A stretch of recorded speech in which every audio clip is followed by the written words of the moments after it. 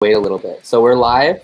We're gonna let's give it just a second for people to join. Okay. Yeah. So we've started the conversion of surplus value into capital.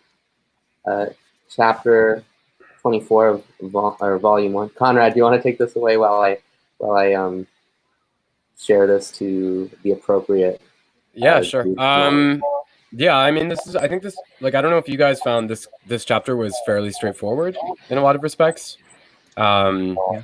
But there are some interesting nuggets here. I mean, a lot of what he's writing about in this chapter is kind of a distilled version of what you find in theories of surplus value, where, like, so in Capital, Marx kind of, you see it a lot, it comes up a lot in the footnotes and stuff, but in Capital itself, Marx tends to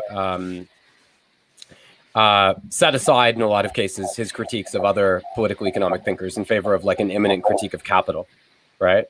But like in this chapter, he attempts to restate, the contents of, or the thesis of theories of surplus value without getting too much into discussing in depth like the works of, Say or Smith or Ricardo or people like that, right? So, the basic question has to do with the accumulation of dead labor, right? And the way that, in traditional political economy, the underpayment for labor power, right, was always misrepresented or not represented, right, by those schemas, and that's connected quite intimately with the sense in which they don't fully acknowledge in their schemas the extensive costs associated with, the accumulation of capital and the investment of in dead labor, right? So in machinery, we could say as well. Right? So like you have all these things, right? Like in this chapter, he says like, well, like such and such economist, I forget who it was. What was it? I don't know which economist it was exactly, but he says that he claims that all the capital in the country is essentially a labor fund. Right. And so you see how section 3, I think. Yeah, which economist is it that does that?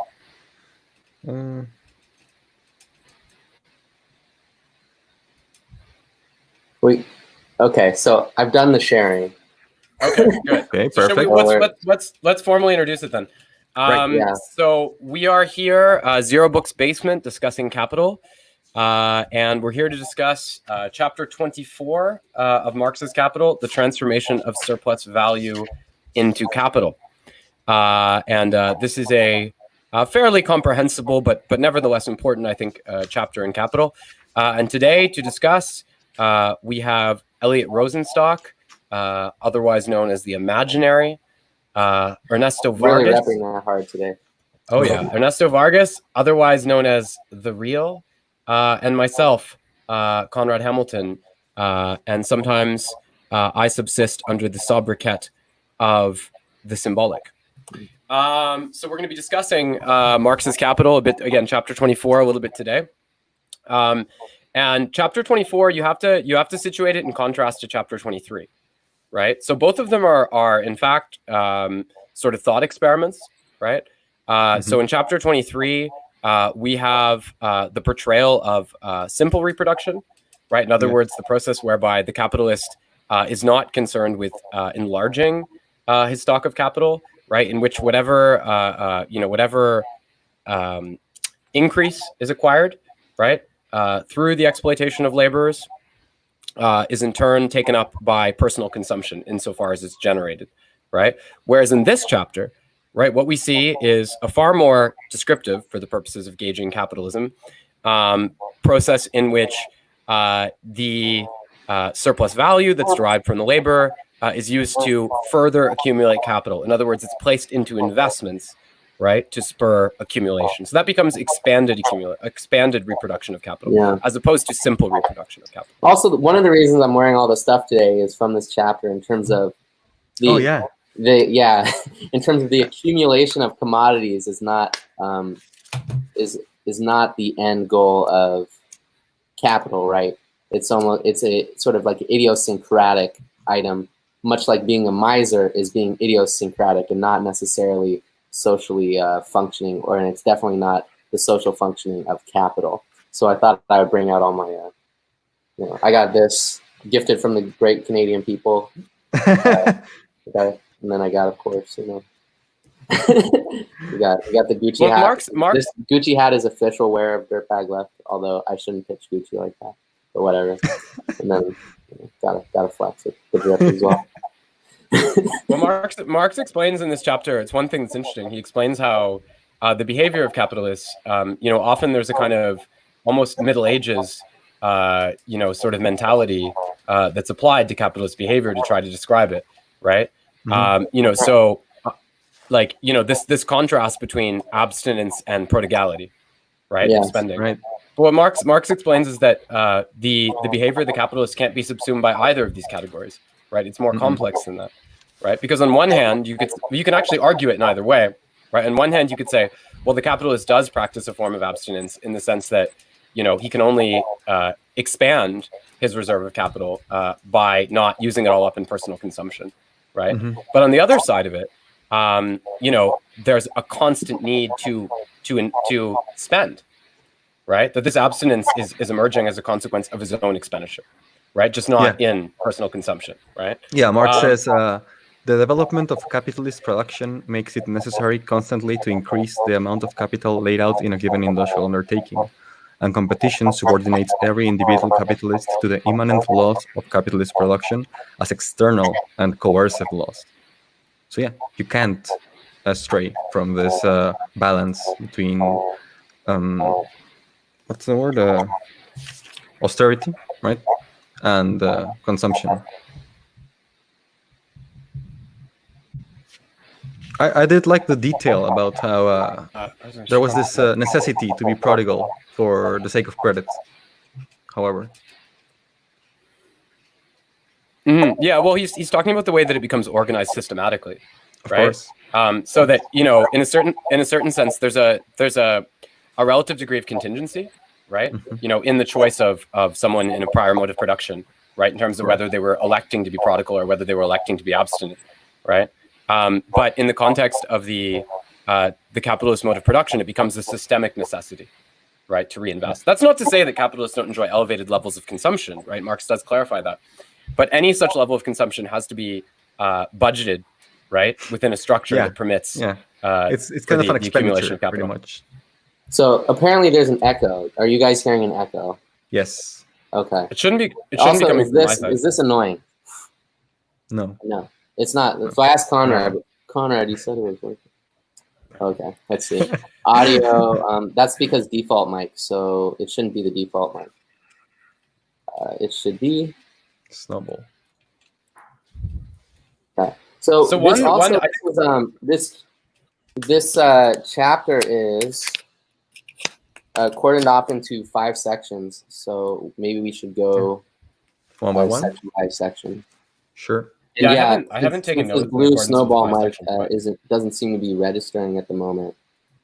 Okay. I'll go get. I haven't taken notes in accordance with the 5 sections. That's all right, but okay, sure. Let me grab. What are the 5 sections on? I can probably recall them off the titles. You can be in the table of contents. I can send you a website, right, Conrad? Yeah. Go ahead. Okay.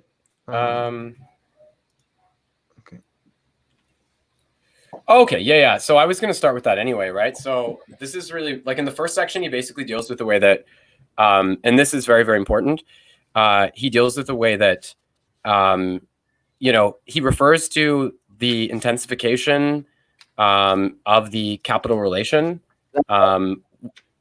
whereby as like a kind of necessary development in the commodity form itself, right? So again, we were talking before about, like, if you look at, like, guilds, the way that, like, the exploitation of exogenous labor was prohibited, right? It was limited to like 10 people or something, right? And what Marx is observing is the fact that we'll just go on, and Elliot will come back in a minute. But what Marx was observing is the fact that you know, at a certain point in the development of the commodity form, right, you see the sort of limitless, as it were, exploitation of labor, right? You know, and the accumulation of dead labor, right, emerging as a natural consequence of its organization. So it's quite ironic in this way, right? Because, like, what Marx points out is that, like, you know, you have the laws of property, which are intended, you know, in a sort of ideological vein, to assert the autonomy of the individual, right? Mm-hmm. As a legal and economic subject, right? But that in this sort of dialectical inversion, right, the individual becomes subordinated into a system in which they lose control, right, of their own labor power, right? Mm-hmm. And I think it's very, very important to stress that, because, like, again, there are a lot of, like, if you look at contemporary communization theory, like, a lot of people, they tend to just stress the commodity form in a vacuum, right? So they'll say, oh, like, and it's very important to point out that, like, Marx begins Capital with the description of the commodity form, but, like, that in a way reprises a lot of what you find within bourgeois economics. He has to continue and write the rest of the book, right? And the book is called Capital, right? Because he has to show how this sort of mutual exchange of products, right, between individual commodity producers, as it were. I mean, this is sort of hypothetical, but he has to show how that, that's not a model that is really commensurate with the actual structure of capitalism, right? Right. So again, you can't use the beginning of Capital as an adequate model for how capitalism functions, because it doesn't represent, right, the way that individuals are subordinated, right, by the capital relation, right, in the larger system. We can't hear you, Elliot. Yeah. I mean, I just sort of summarized the first section. I can't really hear you. You can't hear me? Not really. Can you hear me now? Yes. No. Oh, no. This is so ridiculous. Now, can you hear me well? Yeah. Yes. Oh, now I can't hear you. Oh my god. Oh. This is such a fucking mess. Perfect. It's fine. And you're frozen, Conrad. Okay, I was muted, so now I'm unmuted. Can you hear me better? I can hear you, but Conrad's muted now. I mean, he's frozen. Perfect. Nice. Yeah, nice. Okay. So Conrad summarized the first chapter. Section. First section. The very simple idea is the reinvestment. Just wear 2 pairs of headphones. The reinvestment of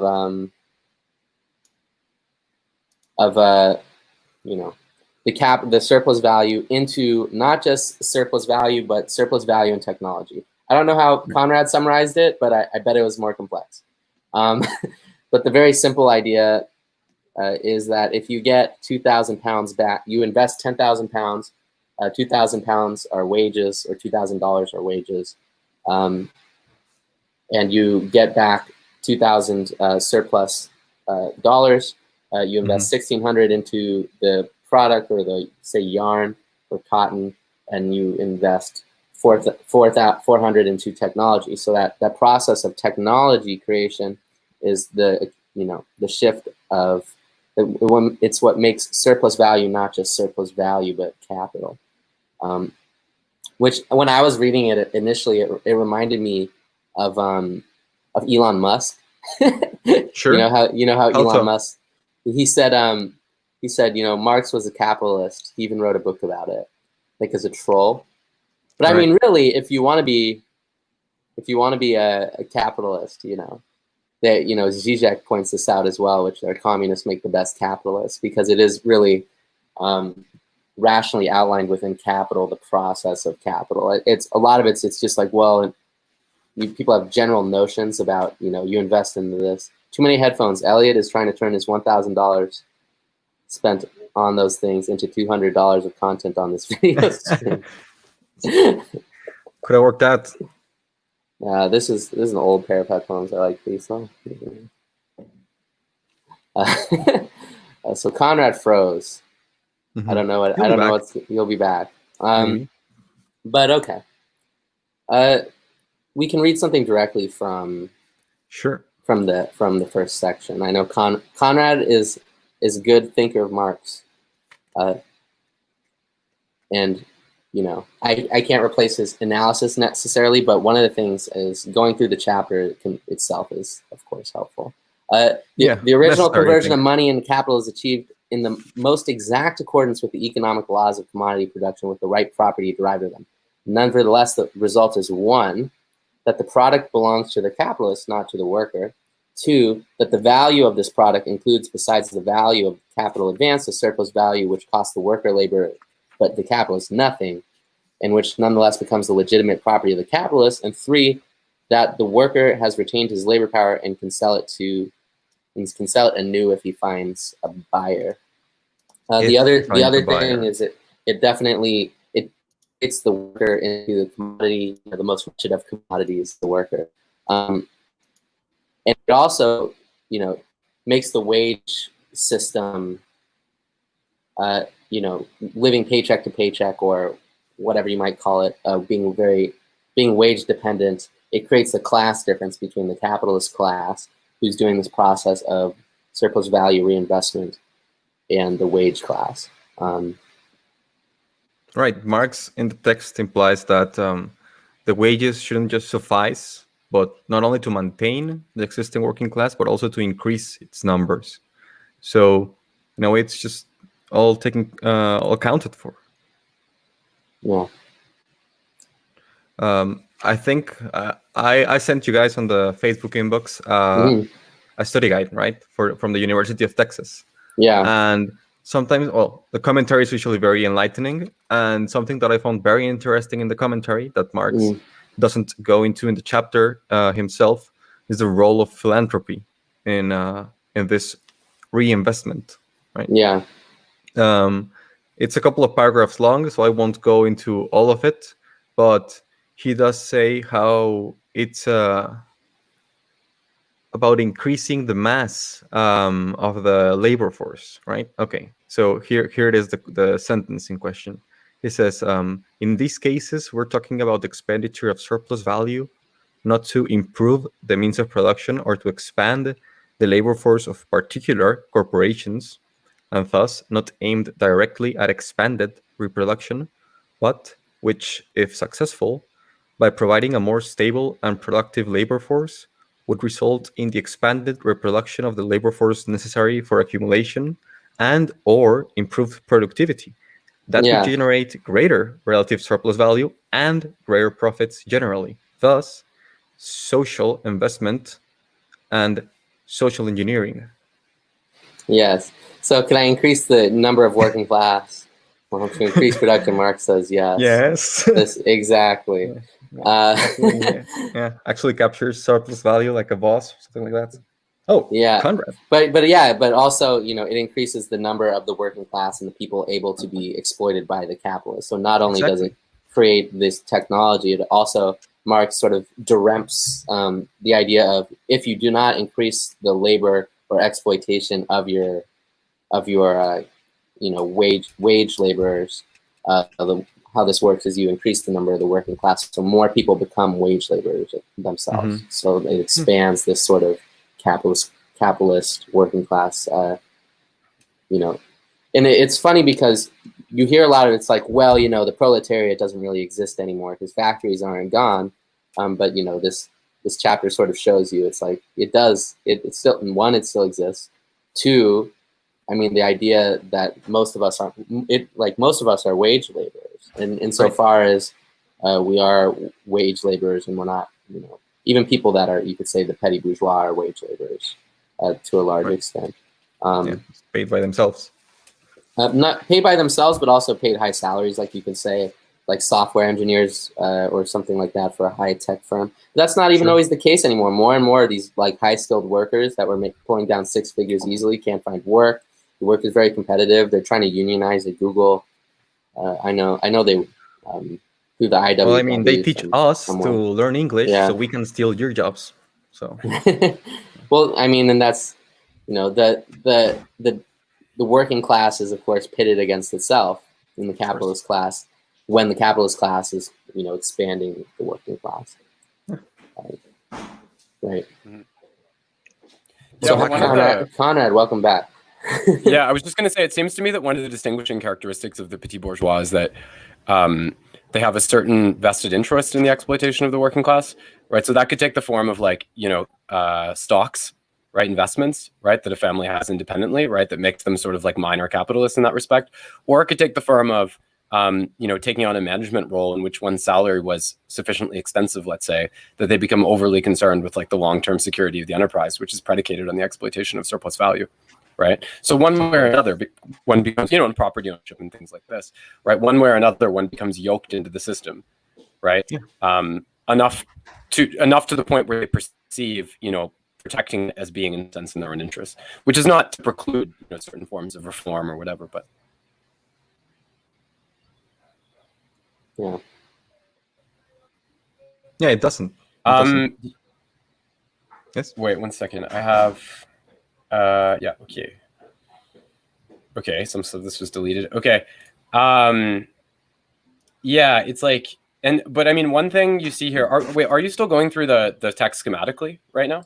Like this. Yeah. I don't think it's. I think. Well, as I write in the book, The Ego in its Hyperstate, the definitive guide to self-interest, there is both the actual quality, which is chronological in nature or historical, and there's also the transcendental quality. And right now, you're representing the transcendental quality, which is there's sort of these general ideas. And I think based on your knowledge, you can do that more so than I can, certainly. So I think in order for myself to go through Capital, I rely on this sort of chronology and section by section, helps me organize it in my head, right? But yeah, so I think we can do both. If you want to go from your notes, you can do that right now. Sure. Well, one thing I think, again, like you have to stress here, I think very, very important. And I mentioned that in many ways, this chapter is like a distilled version of Theories of Surplus Value, like Capital Volume 4, which was compiled, I think, by Ketsky. Again, here, he stresses time and time again that if you look at, there's a tendency to represent capital as wages, right? And what this means is not representing the part of capital that's necessary delegated toward constant capital, right? Or the accumulation of dead labor so as to ensure accumulation, right? Because as we know, right, as capitalism progresses, it's more and more, it becomes the ratio of investment that's directed toward machines, not wages in any case, right, increases, right? So in order to make the argument, right, that that capitalism functions in this kind of frictionless way in which the workers receive the value of what they create, it's also necessary to obfuscate, right, or disguise, right, the extent of the investments in technology, for instance, which are required for firms to remain competitive, right? Right. So, Marx says, Adam Smith, he says, claims that all of capitalist society can be entirely resolved into variable capital, that is, capital layered exclusively in the payment of wages. And let me pull that up for a second. I just have to. Yeah. 1 second. That's. Let's see.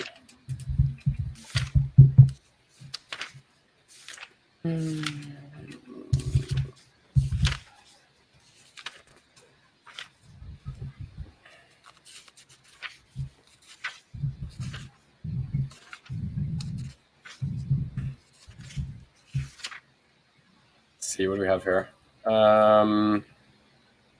Say the absurd conclusion. I'm just going to search it in because I told you I don't have a physical copy of the text here.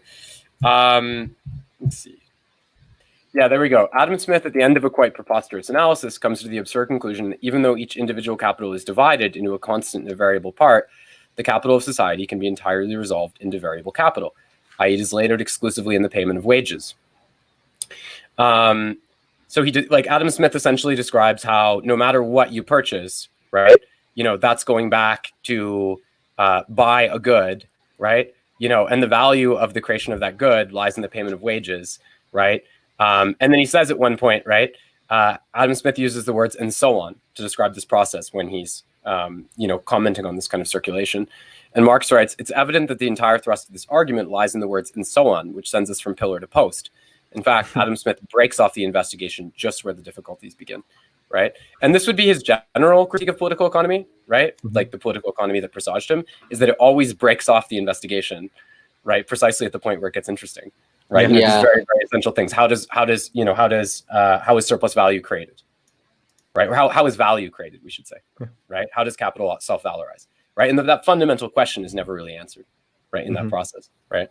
Of course, Ricardo comes closer to answering it than Smith because he acknowledges in a certain sense that value comes from labor. But again, we find in Ricardo like a vulgar labor theory of value, right? That doesn't actually properly represent the way in which capitalism functions. And of course, Ricardo also doesn't have the category of surplus value, for that matter, right? So this is, but in its so again, vulgarity, and I'm a big fan of vulgarity, because the vulgarity itself is the original movement of the notion of the starting work of Marx. So it's like one way I think Marx, of course, has to differentiate himself and sort of outline why Ricardo and Smith are bourgeois. But another way to look at it is, Marx saying, you have to read these guys. Because that's the initial notion, right? The initial vulgarity, first there was this and nothing, and then there was this vulgar notion. And then Marx refines it. Yeah, well, and another way of looking at it, right, is that, like, and also because of the earlier period in which they existed, and this is the purpose of, the delineation of the functioning of the commodity form in the beginning of Capital. It's to say that the problem with people like Smith and Ricardo is that they're trying to understand how capitalism, we could say the expanded reproduction of capital, how it functions, but they're doing so through the prism of, the mutual exchange of products in the commodity form, which is not adequate to capture what's actually going on. Yeah. Right? And they can't get to the secret of surplus value because of that, because they can only understand, like the exploitation of labor power, right, as the purchase of labor for its value, right? And once you surmise that that labor is purchased at its value, then your analysis is totally lost in that respect. Now, at the same time, right, in this chapter, and I think this is very indicative regarding the level of maturity that we find here, because keep in mind, Marx wrote Capital Volume 1 after Volumes 2 and 3, after the theories of surplus value. I think after the theories of surplus value. What we see is that Marx actually says here, and it's a bit like in the critique of the Gotha program, where he says, value is not supernaturally created by labor, right? What he says here is that, do you know the part? Okay, wait. Marx writes, in actual fact, Marx writes surplus value, like the value originally advanced, adds constant and variable capital to means of production and labor power. Labor power is itself consumed by the capitalist, while wages by the means of subsistence which are consumed not by productive labor, but by the productive worker. There's a mess up. Hello. By the way, I just want to say about Smith, there's a quote here that Marx makes from The Wealth of Nations. This is important. Smith writes, the whole price of the annual produce naturally divides itself into three parts: the rent of land, the wages of labor, and the profits of stock, right? Well, this is really interesting, right? Because where is constant capital in that? Right? Nowhere, right? So in a certain way, right, this is really interesting, right? In a certain way, it's, the secret of surplus value is also the secret of constant capital, right?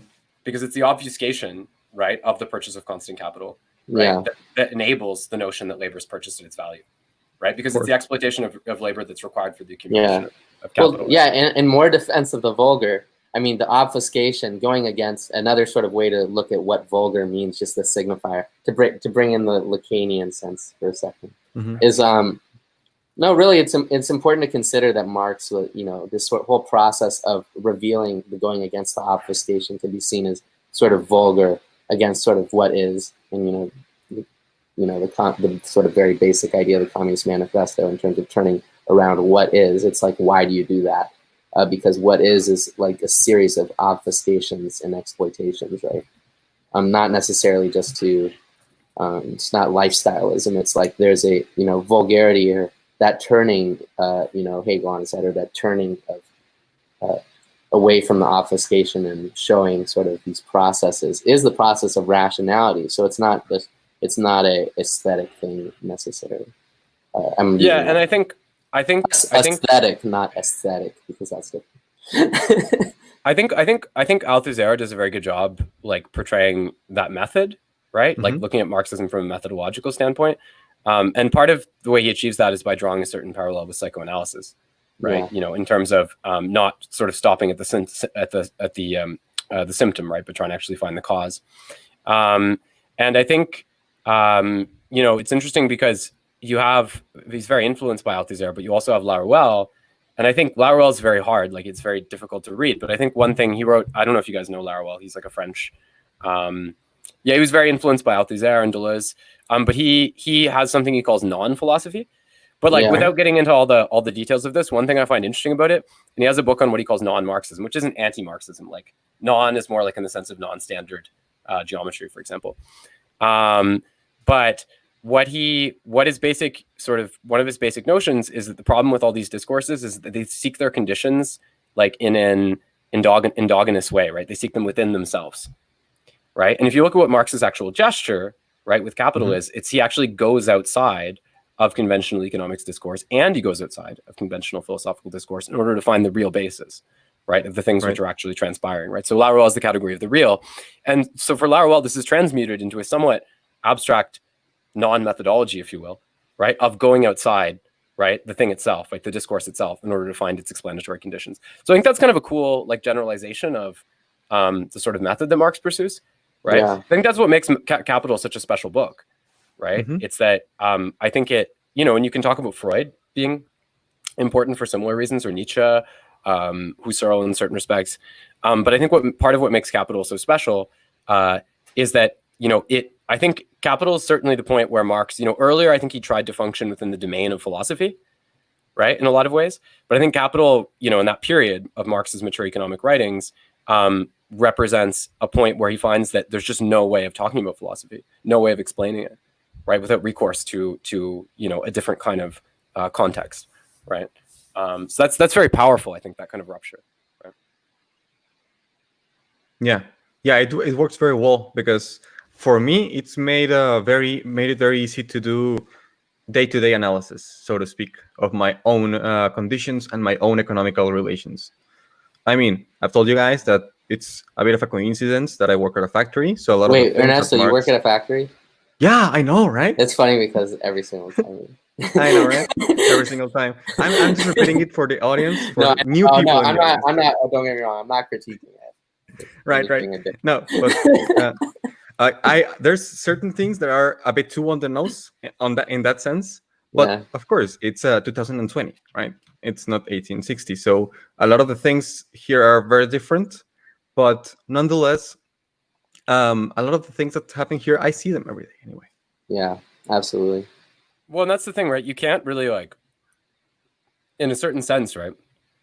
If you think of what philosophy represents, I mean, normally, like, when something, like, and this is sort of the argument for, like, why Marxism would be a science, right? Like, normally when something graduates to the point where it can be used as the basis for inductive explanations, we would call it, like, a science, right? Not like a philosophical discourse.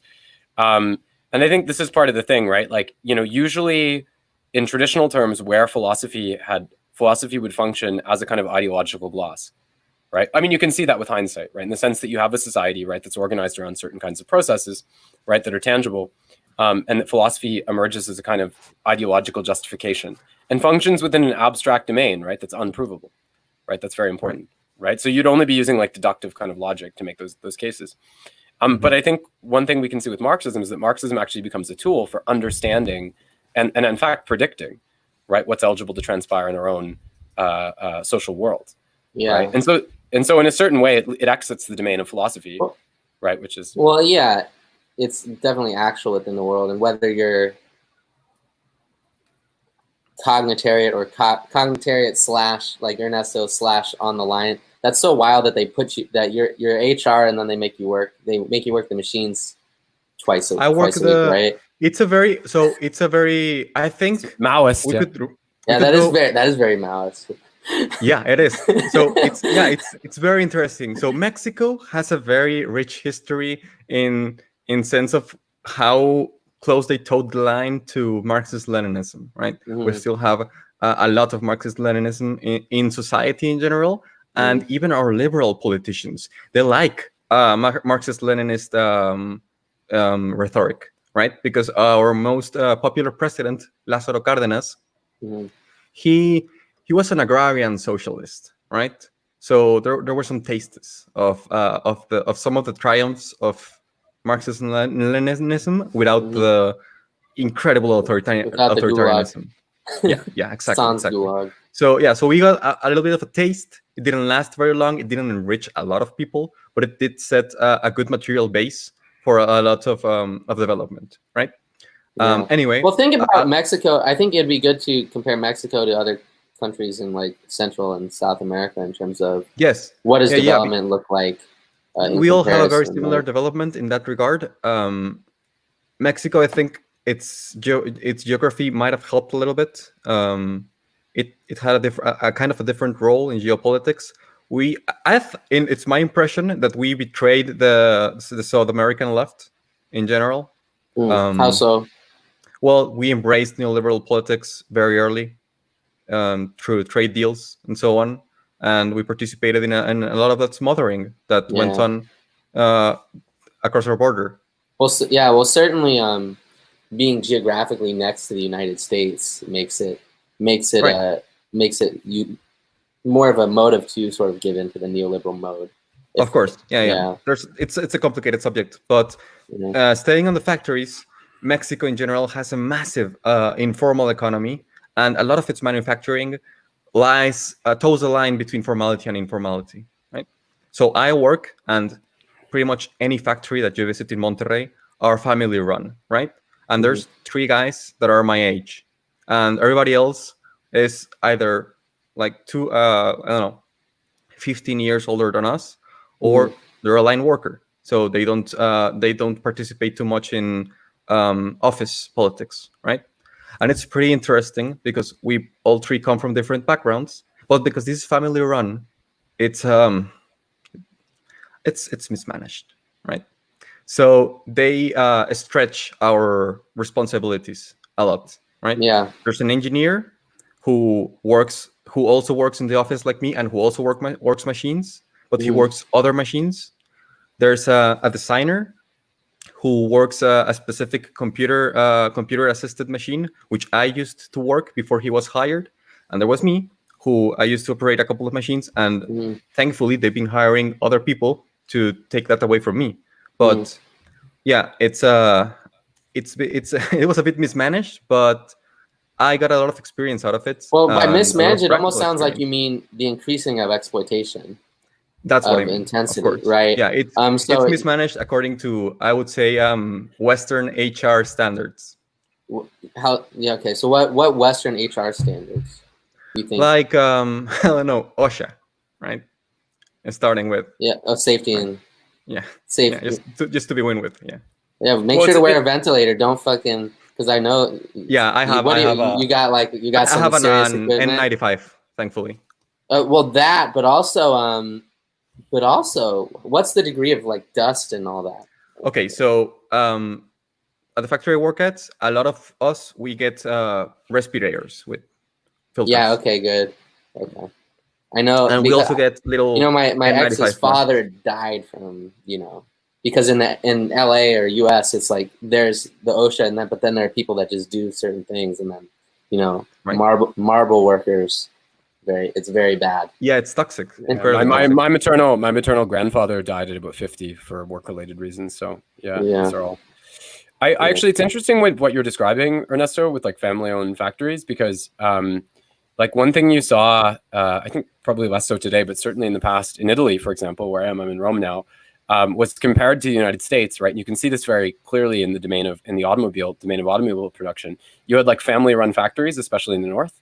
Right? That weren't brought under kind of the hegemonic control of something like GM, right? So Ferrari is probably like the archetypal example of this, right? Sure. And it's kind of interesting because, well, like, of course, these Italian companies never had the scope, right, of like a GM in terms of kind of global car manufacturing, right? Can I ask you something quickly about the south of Italy? Did it focus, as opposed to the industrial north, did it focus on agriculture?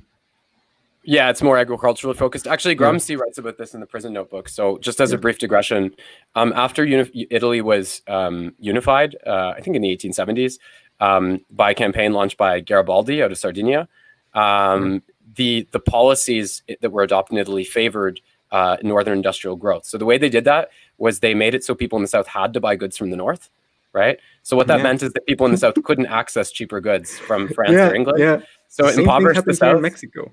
Oh, did it really? Yeah. Yeah. We have an industrial. So here's the funny thing: Mexico's shaped like a boot too, right? Yeah.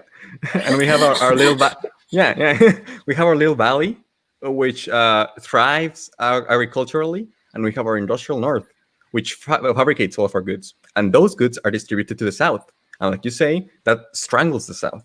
It just completely decimates it in terms of actual prosperity, because you make everybody relate. I'm sorry.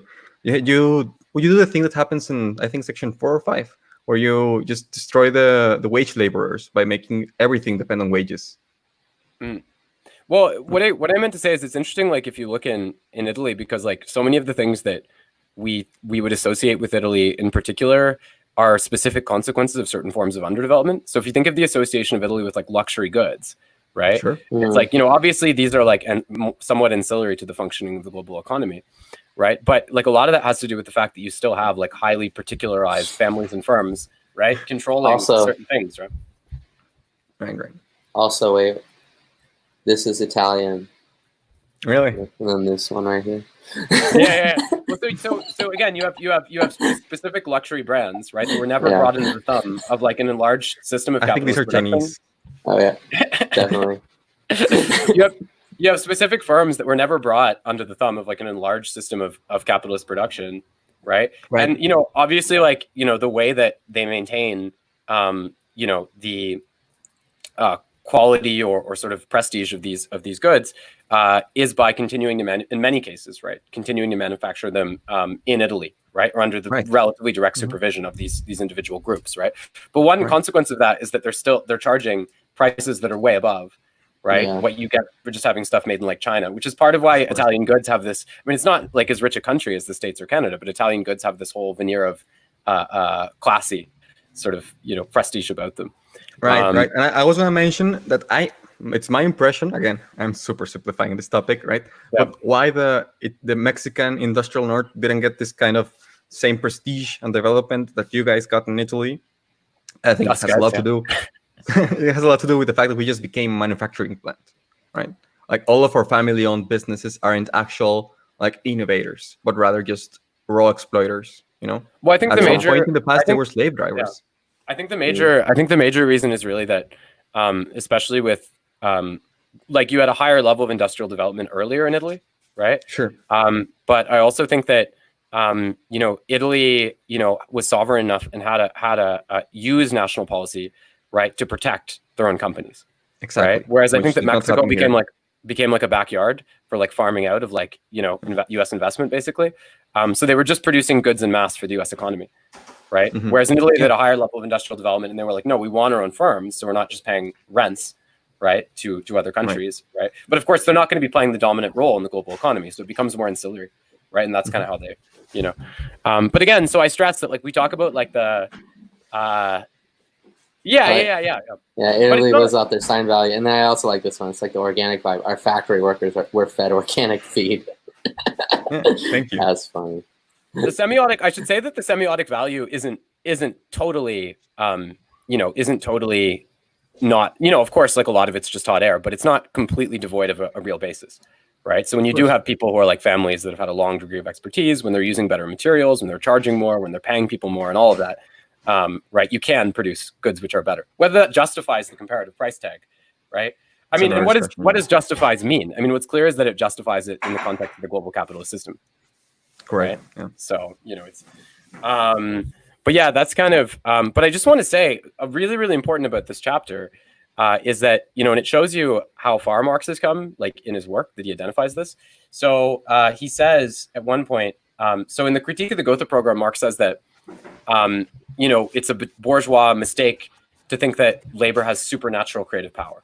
Right? And what Marx wants to clarify by that, and it certainly goes against, the common reading of, okay, Marx had a labor theory of value. What Marx wants to clarify is that it's not, the value of goods cannot be reduced to labor, right? Because as we know, right, it's like you don't directly create surplus value out of constant capital, right? But as we know, you need constant capital to be competitive, right? For labor to be adequately productive that it can compete, right? This is interesting because I think this speaks to my dad's theory of value, which my dad's theory of value, let me explain, it's very complex. He says value, where does value come from? I ask him. He says, I think mostly bullshit, right? I think what he means, what you can also interpret that is that there is a sign value in terms of Italy lives off their sign value. how do you automate the production of sign value? And you really, it's difficult because, you know, the way signifiers gain relevance in the global psyche is it's tricky. And I actually detail it a little bit in terms of these fantasy molecules coming up and sort of expanding this idea and representing an idea in different ways, actually materially in the world. So sign values actually are not separate from material values in a big sense, in terms of if you create a factory which has, you know, which expands the creation of capital and you attach a sign to it, that sign value gains more weight, and then that gets exported in different sort of ways, right? So it's not simply bullshit. It's not simply totally derivative or divorced, you could say, from the material values as well. Well, you would say that you would say that Italy is more dependent on its sign value insofar as it doesn't use to the same degree, like let's say Chinese or Mexican labor, right? Which means that they rely on the sign value to justify the payment of higher wages to workers, right? Which has an implication on the quality, of course. But what I mean is like that it's not just Italy, right? Like if you think of the way that rents are extracted by the United States, right? This depends on using cheap foreign labor, right? You know, and then because Apple, right, hires Chinese people to make their product, Apple will go sell that product for, you know, a lot of money and pocket, you know, the difference, right?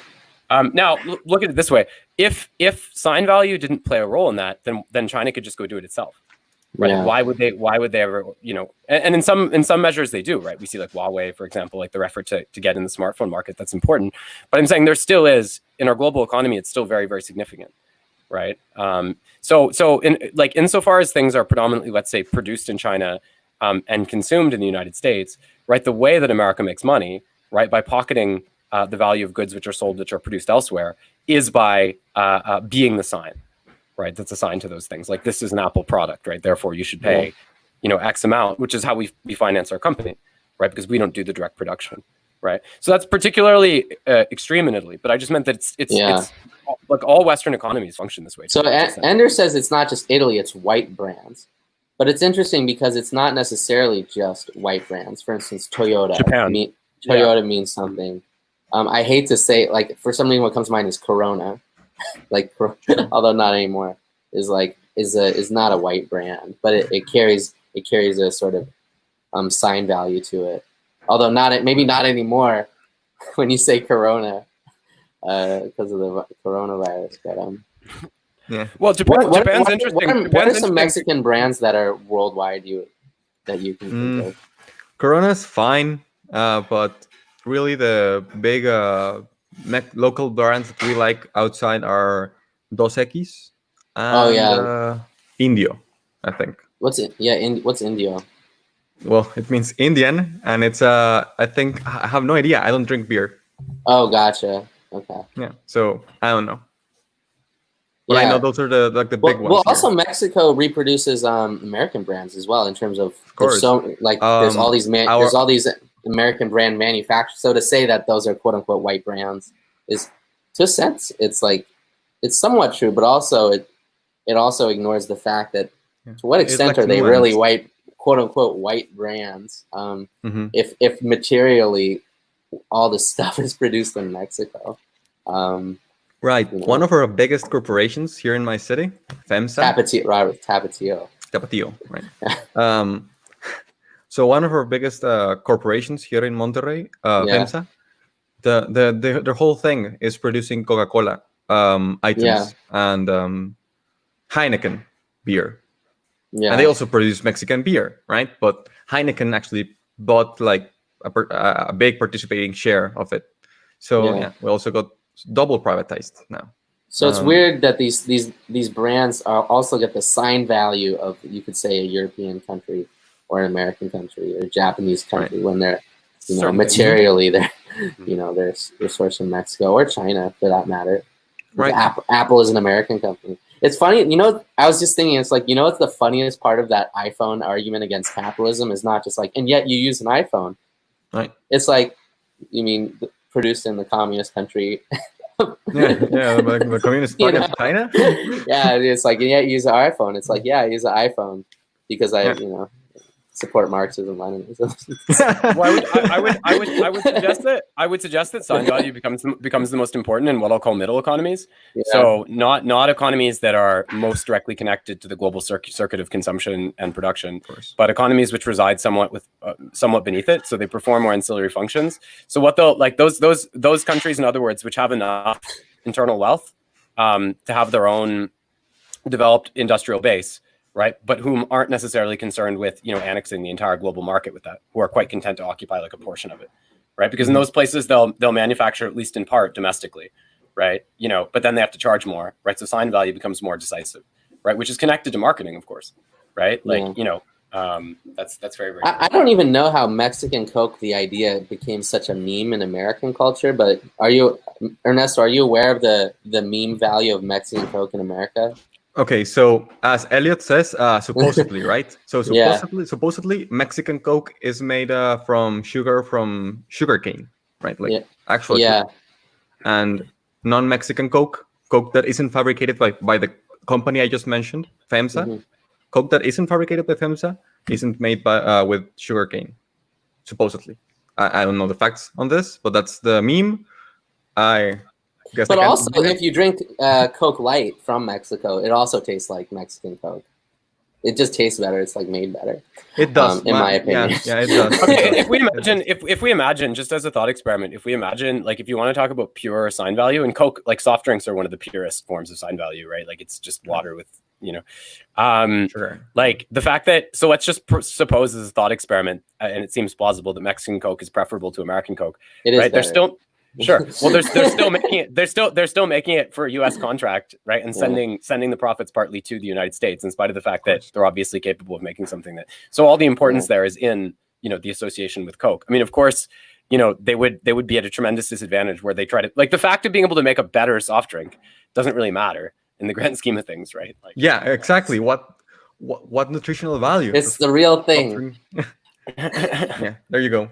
That's it. But what is the real thing? As for Japan, Japan it kind of splits the difference between like what Italy does and the United States does, right? It's a bigger economic player than Italy, obviously. So the thing is, in Japan, like, government owns a large share of like these companies like Toyota, right? So they're a bit restricted in terms of exportation of jobs. So what they've resorted to is partially exporting jobs to lower labor costs, while simultaneously employing a large domestic labor force whose wages are kept low by wage repressive policies instituted by the government, right? But also in order to ensure quality, right? And to ensure continuity with their brand. So they kind of split the difference between the two approaches, right? And, you see the results of that too. Like, for a long time, I think it's less so the case today, but certainly for a long time, Japanese automobiles were perceived as far more reliable, right? Than their American counterparts, right? So, so it's interesting. And Japan does have that rep for quality. It does.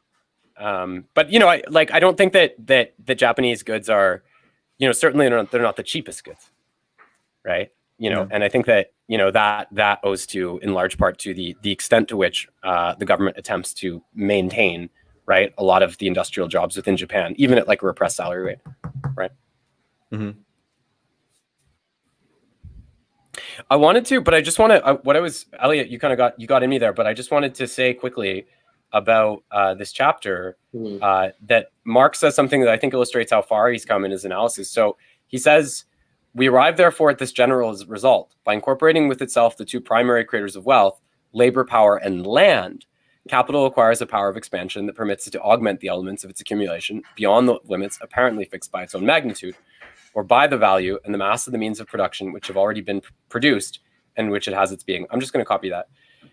So I just want to, this is really interesting because in the critique of the Gotha program, Marx says that, we can't assign supernatural creative power to labor, right? And what he means, and he actually says it's like a bourgeois tendency to do this, right? Because what he indicates is that it's a bourgeois tendency to try to say, well, just labor creates value, because what that does is it obfuscates the extent to which it's necessary for capital to actually appropriate, use values, right? In order to engage in the reproduction of capital, right? And then when you start to pose that question, then it's not so contingent. It's not just like, oh, you work, you make money, then you start your own company, right? It's like there's like, there are immense use values, right? And we know that they emerge sort of in primitive accumulation, right? So not even in a market-mediated process, right, through direct appropriation, that govern the ability to produce. Now, this is really interesting, right? Because I think to say land doesn't fully do justice to even what Marx will write here elsewhere. So at one point here, he says, I think... Yeah. Land isn't it. Anyway, go on. Sorry, I won't interrupt. Finish it. Well, land. So Marx wrote Capital really quick. So sometimes there are these weird slippages, right? He says land here, and yeah, land is very important. But I think at another point in the chapter, he says like, he refers to the natural powers that are associated with elevated productivity, like wind. And do you know what I'm thinking of here? Wait. See, I had like my notes are partly deleted when I rebooted my computer. Wait. Okay. System of okay. No wait. Okay, yeah. Well, anyway, he refers to the natural processes which are necessary, and this is something that you actually get back to with Marx, right? Is that like repeatedly in Capital he says that all like machinery is doing, right? All constant capital is doing is it's basically channeling natural processes, right? It's deriving productivity from natural processes, right? So again, it's not just land we're talking about, right? It's actually nature, right? Or the ability to devise machines, right? The ownership of machines that allow for the extraction from nature, right? And this is kind of an interesting way to frame it, right? With respect to climate change, global warming, and things like this, right? Is that like if you look at the heights of productivity that were acquired by capital, right? Steam engine, things like this, right? That there was a tremendous cost that wasn't represented by the commodity form, right? In the form of externalities, right? And that's interesting, right? So like even I think in the Grundrisse, Marx says that before we had machines, the soil was already a machine.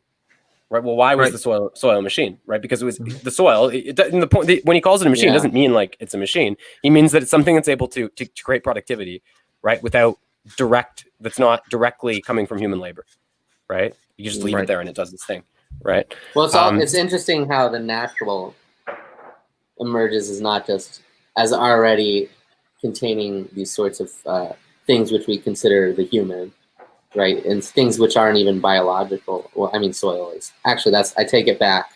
Soil is biological because it has living things within it. But yeah, the soil as a machine is a very interesting idea. Yeah, when he praises, by the way, he praises the physiocrats here. Does he not? He praises the Kisne, like the tableau économique, right?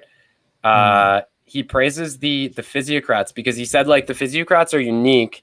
Because he's talking here about expanded reproduction, right? And what he says is that in the Tableau économique, he says that the physiocrats were one of the first ones, if not the first ones, to try to represent the way that, in the process of production, there's something carried over, right? There's something unaccounted for, right? Which is carried over, right?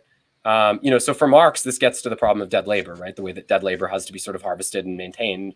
But again, so the physiocrats understand that not everything, right? Because when they're analyzing the soil, they're actually what he's saying is they're kind of putting forth like a proto theory of machinery. You know what's interesting about the fascist idea about blood and soil?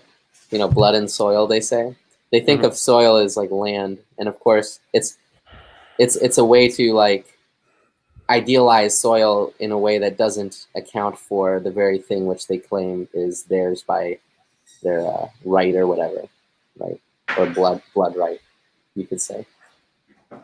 Well, it's also interesting because like if you think of soil, right, or land, right, as he says here, like as referring to dead labor more generally, right? I mean, like I think in a way the Jew becomes like the representative, right? No, please bring it back to me after. Please bring it back to Jews. That's my comfort zone. Let me be in the role. Well, I think the Jew becomes becomes the representative, right, of capital, right, as something that appropriates use values, appropriates land.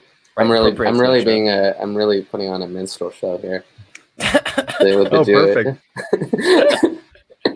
Jew is the appropriate capital. Uses it to buy Gucci hats, right? There you go. No, yeah, exactly.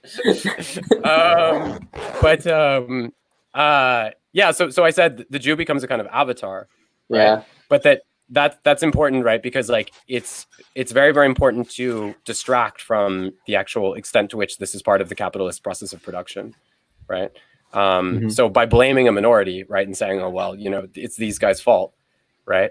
Then you're able to, in a certain sense, safeguard against the total liquidation of like the upper class, right? In that way. Yeah. And also the entrance of just the multiplicity of it. I mean, the whole idea, you could even say this goes to Hegel. You don't even have to be a fascist to sort of see this tendency of prioritizing the abstract at the expense of the part, or the whole idea. One of the good parts of the Triple O project, I think, is that sort of the anti-idealist project of it, which is looking at the parts. It's very part-centered. There is no whole. There's no like sort of Hegelian abstraction in the Triple O project. And I think we can learn from that, even if you are Hegelian, which is there is this other way to look at things in terms of the specific parts of it, and to really be willing to look at like not just a napkin is a napkin, but to like really just take like a close look at it, and this process of sort of appreciation of these sorts of little parts of it. Because I mean that the idea of what capitalists do is, you function as a machine, and it's of course the opposite tendency, which is to make humans themselves into an abstract sort of idea or function, a simple function, right? Exactly. Machines make, plants create. I like that. Yeah. But no, I agree with you, Elliot. Actually, and that's basically the thesis of my, thesis, I guess. Which, by the way, I've now adopted the title Marx contra subjectivity. Marx contra subjectivity.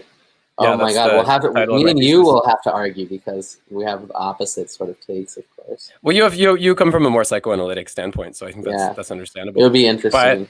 But, yeah. But I mean, like with that, like I make an argument that I think probably like Alberto Toscano was the first one to make this argument, which is part of why I published this sort of homage of me smoking the Toscano cigar and reading Alberto Toscano. Well received. But it was well received. Basically, I would say that I think that what you see is that I mean, like Latour will say, like, oh, we shouldn't focus on like capitalism because like we should just look at the inside of like stock trading rooms and like examine the objects and stuff. And I think like Jane Bennett says, like, how could we blame the power outage on like negligence by large companies? We have to look at like the wire, the circuit, like the problem with this that I see that's very clear is that like, and I guess the way the thesis is framed is that like capitalism isn't actually based on even productivity, right? Yeah, but that's what I'm saying is, I'm not saying be a Triple O person. Just be aware that this mode of thinking, and then sort of be able to delineate when that mode of thinking is appropriate and when it's not appropriate. Well, like it's like, well, capitalism. Don't blame the company. Look at those small wiring itself, not the fact that they wouldn't repair it for like. And this happens in California, or I believe it's California, where this they didn't repair the wiring and it fucking lit on fire and a bunch of people died. That because the company didn't repair it and they're being held accountable for it. Legally accountable anyway, to the extent a company can, which of course means no one's going to jail. Well, I certainly see like the standpoint of actor network theory, which is of course like kind of the inspiration for right, if we're talking about Latour and people like that. I see it as being like appropriate to like a kind of post-capitalist society, right, in certain ways in which like productivity becomes like the goal, not value. Right, under a different kind of application of machinery, but then for example, you're able to like see nature, right? It doesn't just become an externality that's instrumentalized in the production of value, right? It becomes something that we're inherently interlinked with, something that has to be regarded on its own terms, right? I mean, I think that's kind of the goal, but I think that when you're dealing with social forces that are so absolutizing, and that I would argue are actually the basis of even like philosophical dualism, right? Man, world, or whatever. I don't think you can I don't think you can in this moment say, well, let's just look at the inside of the stockroom. Let's just look at like you have to actually regard the social forces that exist as real abstractions, right? So I think that in a way, like to me, it's almost like a kind of utopian socialism, you know, all these sort of like seductive pedantries, like let's just look at the thing. And it's like, well, yeah, I would love to look at the fucking thing, but there's some other pretty immense social forces, right? Yeah. That are obstructing that. So I mean, but here's the thing, like, okay, in the past few years, like I know there's been a big backlash against like Harman and OO, right? You've had like the whole Brazia Harman. Well, it's making me go in. But ironically, that big backlash is like, let me take a second look at Triple O, because what's with this backlash? Mm-hmm. You know. I'd be very concerned that I think initially backlash... I didn't like it. Initially, I looked at it, I'm like, this is fucking, you know, bougie nonsense. Like, look at this. And then reading, like, I remember I read Harman's first book and I liked it, but then he like just started talking about he like talks about the history of the object and that's kind of, and then he just talks about like just chilling in the Midwest with this like girl for like the rest of the book. I'm like, what's this? Why? That was a Circus Philosophicus, I believe. Like is one of his earlier Zero books, not the more just definitive texts. Yeah. Well, they once asked. I think. Oh, sorry. Continue if you like. No, but that was that. But so that like I read it and I enjoyed it, and then I said this is clearly totally irrelevant. But I think as I've come into maturity with my own, you could say, dislikes and being willing to reinvestigate them. You know, the project itself, I think that you can sum up in the idea of when you totalize with idealist or the social mechanisms, the thing you are supposedly defending becomes lost. So, you know, if you're defending humanity, but you can't see the parts of humanity, what are you defending? You're defending ideal, which is true, which you can do. You can work in the realm of ideal purely, but then the ability don't like in, you know, it is this sort of anti-Zizekian notion, right? Because there is this imperative to enjoy, right? The imperative, this sort of social look, but it's not simply an imperative to enjoy for enjoyment's sake. It also has this secondary function, which is when you do have the ability to move from the whole social function to the part. For instance, you could say it's important for eco theory in terms of like, if you're looking at, say you're a Marxist, Leninist, Chinese Communist Party member, and you're looking at how to make this factory, right? And there's a global relationship to pollution, but you yourself, and people do this, they go to American companies, not that you should go to American companies necessarily, but they go to American companies, they say, how can we reduce pollution as much as possible in this process? And so that sort of mindset, it's not nothing. It's certainly not nothing.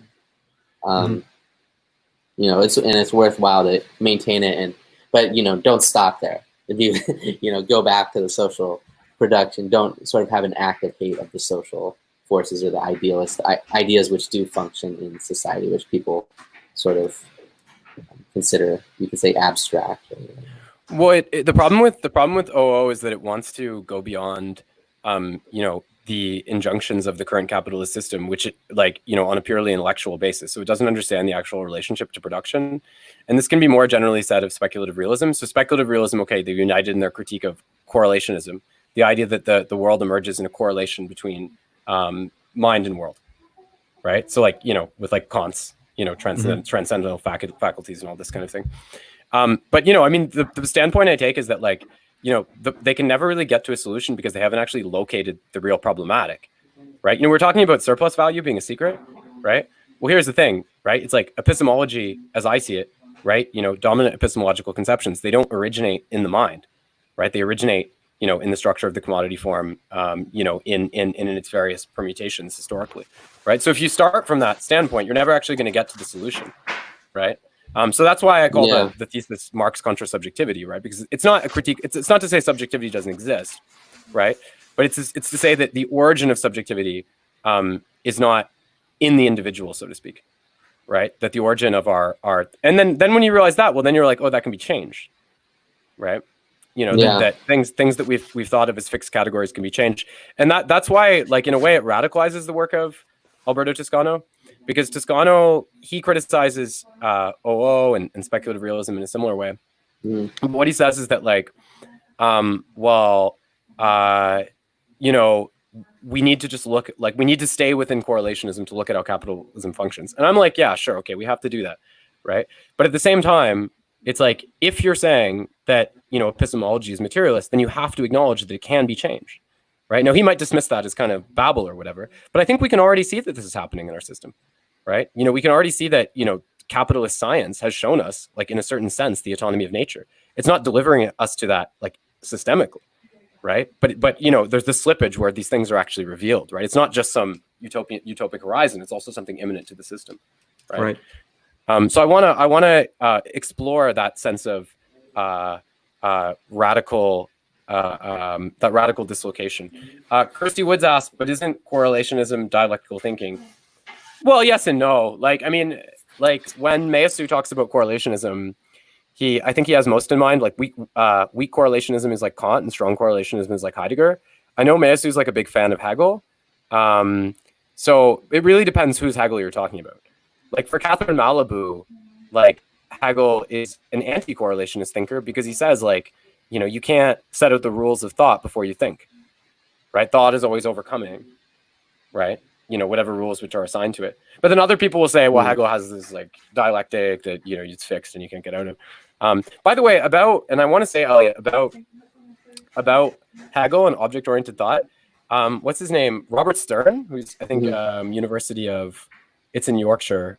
Anyway, he has some writings on Hegel, and that's actually really interesting because he argues for sort of like a weirdly like Aristotelian or like kind of object-oriented approach to Hegel. He talks about in the science of logic, Hegel talks about like substance kind.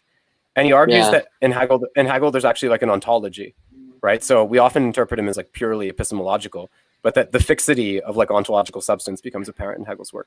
So I suggested this to Graham Harman, that you could read OO through Hegel instead of Heidegger. And he kind of like, you know, he seemed a bit agitated by the suggestion. Yeah, and then I noticed like, I was like, I wonder, I don't think you know, he's very particular, you could say. Yeah, well, I he's a nice guy who's very particular. So I kind of like him because he reminds me a bit of the Dad and Family Guy, but and then like a few weeks later, he wrote like quite an articulate blog post. I don't know if it's related to me in any way, but possibly quite an articulate blog post critiquing like anyone who would wish to try to interpret OO through this kind of rehabilitation of Hegel. I'm sure it related to you because I know Harman's not above responding to critics even on like Facebook platforms. I remember there was like Reza made some Harman post and then and Harman was like, oh hell no. Yeah, well, I mean, he's one of those people where he gets into like I think he's like, you know, there's a level of insecurity there, and I think it's unfortunate because I think that I'm not just blaming him for these conflicts. Like, you know, Brazier has been very, very vociferous in his denunciation. So is Wolfendale. I'm not just blaming him for it, but I do think one problem with Harman is that there's a certain level of there's like a bit of a conspiratorial vertigo, and then he'll go like delete everyone on Facebook he thinks might, you know, be conspiring with the enemy. But then those people are pissed because they realize he deleted them. I hope I'm not deleted by Harman. So it's like this Macbeth kind of thing, you know, where like the fear actually makes. I think I might. You know. Yeah, no, everyone's deleted by him. Actually, Louis Morel put a post up, and he was like, "Oh no, I'm not blocked." You're not. Oh. Yeah. Louis Morel put a post up, and he was like, "How many people here have been deleted by Graham Harman?" And there was like a whole list of people who had been like removed by him. Yeah. So it's a good example of how that kind of concern. Yeah, well, it's a good example of how that kind of concern can handily backfire, right? Yeah. And actually, you know, create the sort of dislike that it sets out to contain, right? So that's kind of funny. But I do think Harman's like in a certain way a kind of world historical. Well, it's not simply insecure. It would be, even though I'm the therapist who might usually be in the role of pathologizing, you know, partly is to negate the traditional notion of Harman is like, let's kill that idealist. Yeah, well, I think it's intrinsic to the OOO style of thought, right? Which is very, you know, you don't simply glance over the parts of the world, right? So when you get a part, it's not that he's necessarily, you could say insecure, although, you know, who knows. But it's also, I think, just the fact that he's willing to. It's like when more is presented, it's like don't let it simply go. And then Kirsty Wood says, is he an obsessional? I would say, it does have this obsessional Lacanian kind of idea, which is the more you sort of hold on to it, right? The obsessional holding on. Yeah. Well, it can't adequately locate causality, right? And this is what's kind of interesting about it, is that like, it propounds a method for locating causality that would be true, right? Were it not for, the causes which actually subsist in the present, right? Or have well, it's a historic. Well, it is like a historical view of objects to a certain extent. But yeah, like you said, it's current symbolic functioning or actual real function, material functioning. And I think in that way, it's like kind of anti. It's like, you could say it's not anti-Marxist, but it's anti Marx's, you could say, an analysis in terms of what is this object and what is the history of this object. You could, I think also it's not just this positive sort of idea, right? Which is, you could say, guess the history of it. Like, you'll never guess the history of this object. It's the idea that objects have kind of lost histories, and unless I told you the history of this object, you won't know it. But this is actually used to carry anarcho-egoist flag, where you tie on and then you do this. So no one knows that that's what this is for. But it's like objects have their history that it's kind of a negative proposition as well. So it's just sort of bringing to the frame these certain aspects of reality that are lost to some extent. And well, it just seems to me to be logical. Like Marx says that the value form, right? That it presupposes like the notion of human equality, right? So he relates like, the notion of human equality, right, to the kind of interpolation of individuals like into the process of commodity production, right? So it seems to me to be very, very logical that if you actually are talking about abolishing the value form or the commodity form, that you actually don't really have humanism like as a horizon anymore, right? And what you actually have like is a world in which, like, as Latour says, and we have never been modern. And the last section of my thesis is called "We Have Never Been Marxist."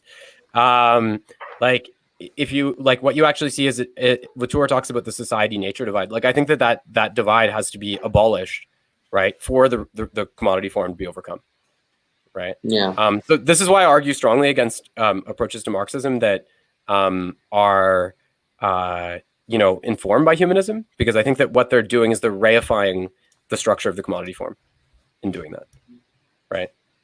Because like we've already said this, like capitalism, like the humanism of capitalism, like simply reflects the fact that that's where surplus value comes from, right? Like, and that's basically the beginning and end of what that represents, well, I mean, which is why it's still bullshit anyway. If you look at humanism, there is a humanist element which you could say is Marxist in character, although this would be an idiosyncratic read. I'm not like referencing anybody, but like the idea that for Sartre, humanism is the sort of super sensible, like Hegel has a super sensible realm. If you do a moral act, is this moral act, it's Kant as well. How does it sort of repeat throughout? You could say humanity. So in terms of that, the super sensible is within humanism. It's also within Marxism, and it's also within Hegel.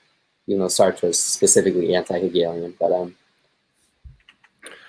I think maybe you could say it isn't humanist. Super sensible analysis, or rather analysis of the object which is outside the object, like outside of your sense of the object, like the pen is sort of part of the train of things which sort of has the paper that it's written on, or the wall that it's written on, you could say. But there's this sort of super sensible realm. And then I think where humanism deviates, and Hegel deviates, and Marx deviates from each other, is not that an original super sensible idea. It's then what is the super sensible realm consist of, right? And then from Marx, it's these productive forces and class. For humanists, like you said, the super sensible realm is a moral sort of basis. For myself, it's a lot of it is the supersensible realm that you could say I'm charting is fantasy. Like how does Freud enter into the supersensible realm? In terms of how does Freud then come into this object, which I would say is like, you can see it has articulated language, permanent marker, versus like the impermanent, the demand of a permanent marker, chisel point, which is like, these are sort of minute details. And you could say certainly within the realm of class struggle, they're not necessarily relevant, but they're present. Nonetheless, they're present in the object, and Triple O doesn't do that. Are you talking about ontological negativity in the object? Ontological negativity.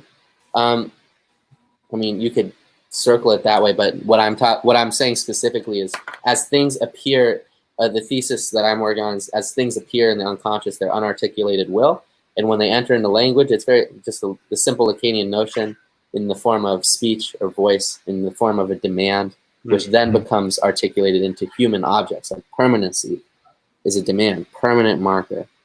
Marker is itself a demand, and a permanent marker is a chisel point is a demand.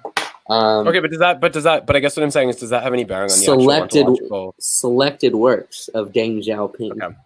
The works, these are demands. So if you look at how this is a Freudian molecule, this is the first chapter of my book, because it's the very basis of, you could say, the entire system I'm proposing of egoism, which is works from Deng Xiaoping should be, selected by somebody. And then volume 2, which is, this is when he becomes, I forget the title, Paramount Leader. This is like, I think it is Paramount Leader. So, I'm just trying to ask you, what is the, like, does that have any bearing on the ontological features of things? That would be my question. Yeah, I mean, well, the object, insofar as it's an object created by humanity, like huge implications. Like if you're trying to do a history of this object, like from Triple O, and you don't know Lacan, you'll say, well, this was manufactured in China. Oh, by the way, you'll love this, Conrad. I love this. This is a 1995 press. I got this in Chinatown.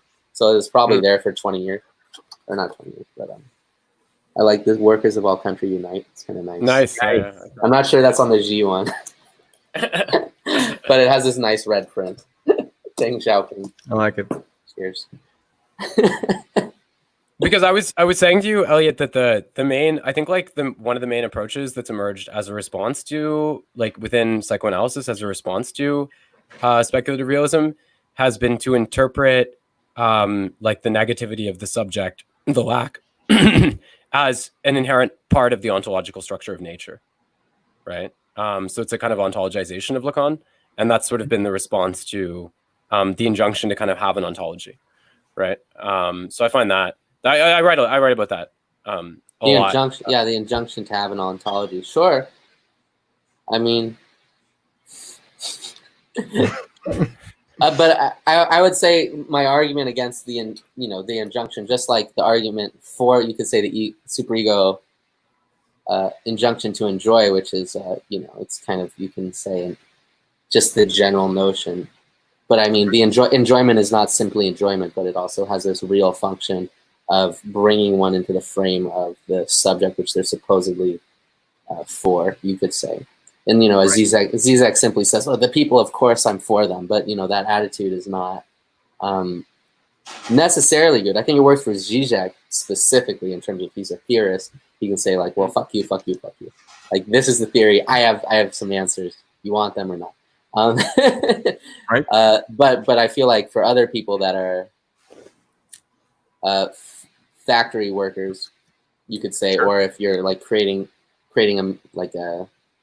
something which will have an ecological impact or an impact on your workers, one cannot have. That is the capitalist attitude, I think, that Zizek has to a certain extent, which does not necessarily look at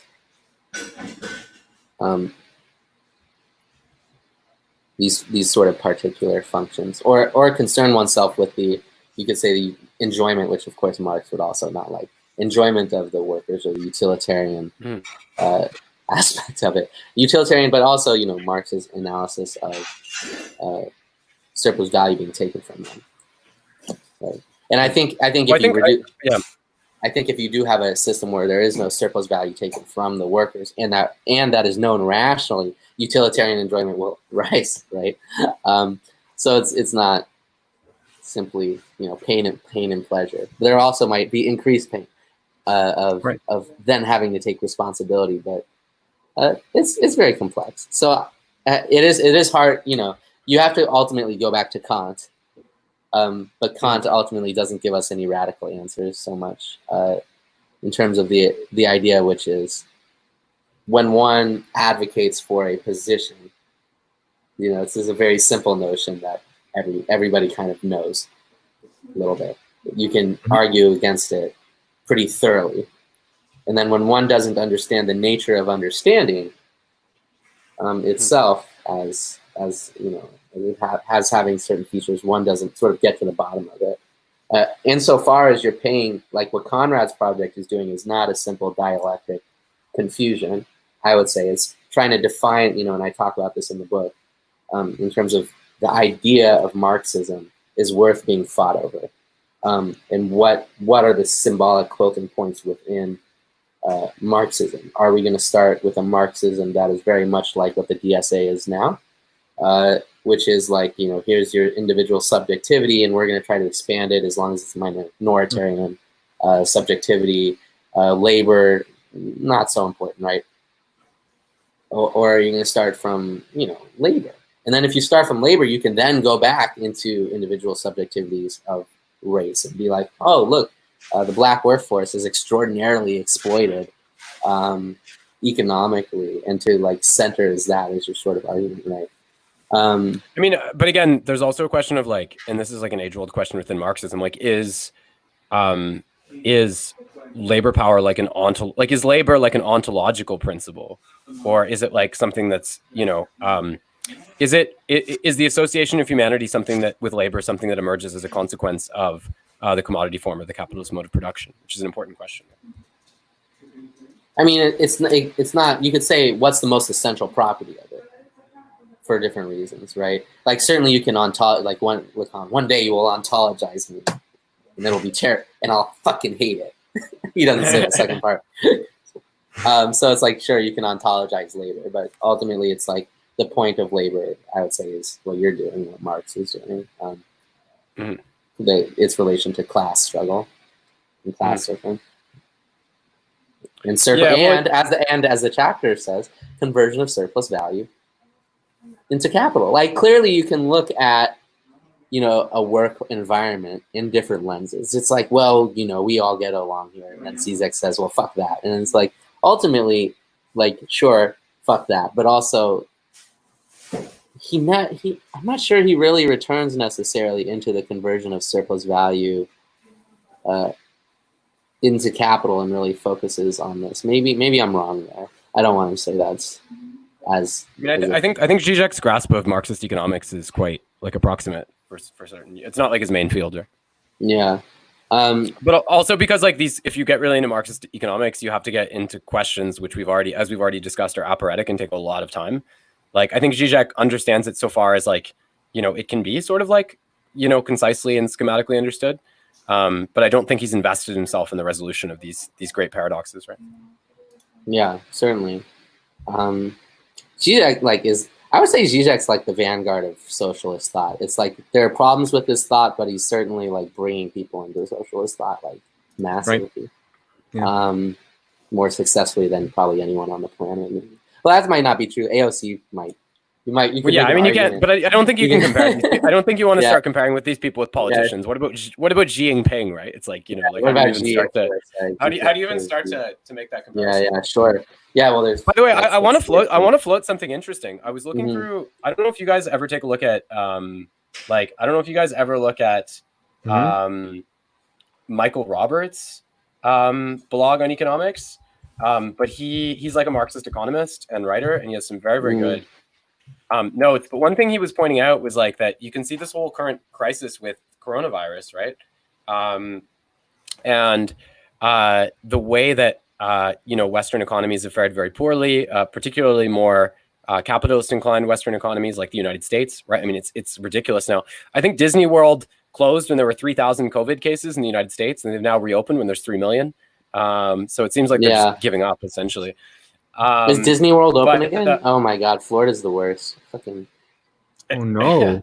I just saw a post. That's a California-based company, by the way. Be careful. I know. I just saw a post from a friend who's in Florida, and they said, "R.I.P. my coworker." I'm just like, well, fuck. We did say nuance. Yeah, nuance. And nuance.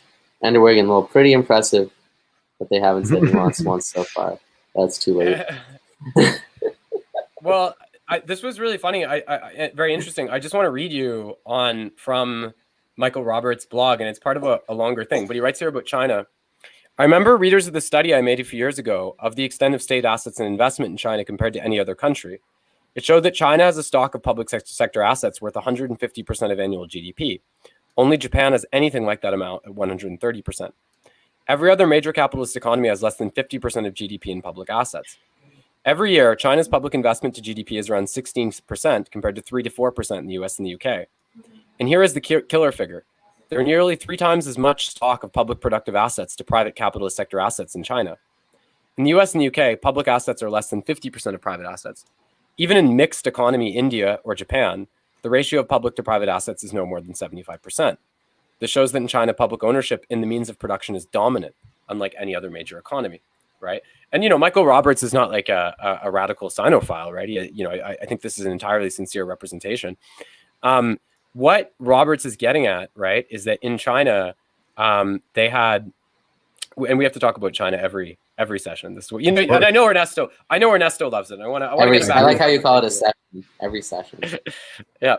But what I think is important to recognize here, and what Robert stresses, is that if you look at the current crisis, which really is, a crisis of the antinomy of value and productivity, right? In the sense that, we easily have, the material goods, right, to feed the whole population, to clothe the whole population, and so forth, right? But you're seeing, a tremendous economic and health damage, right?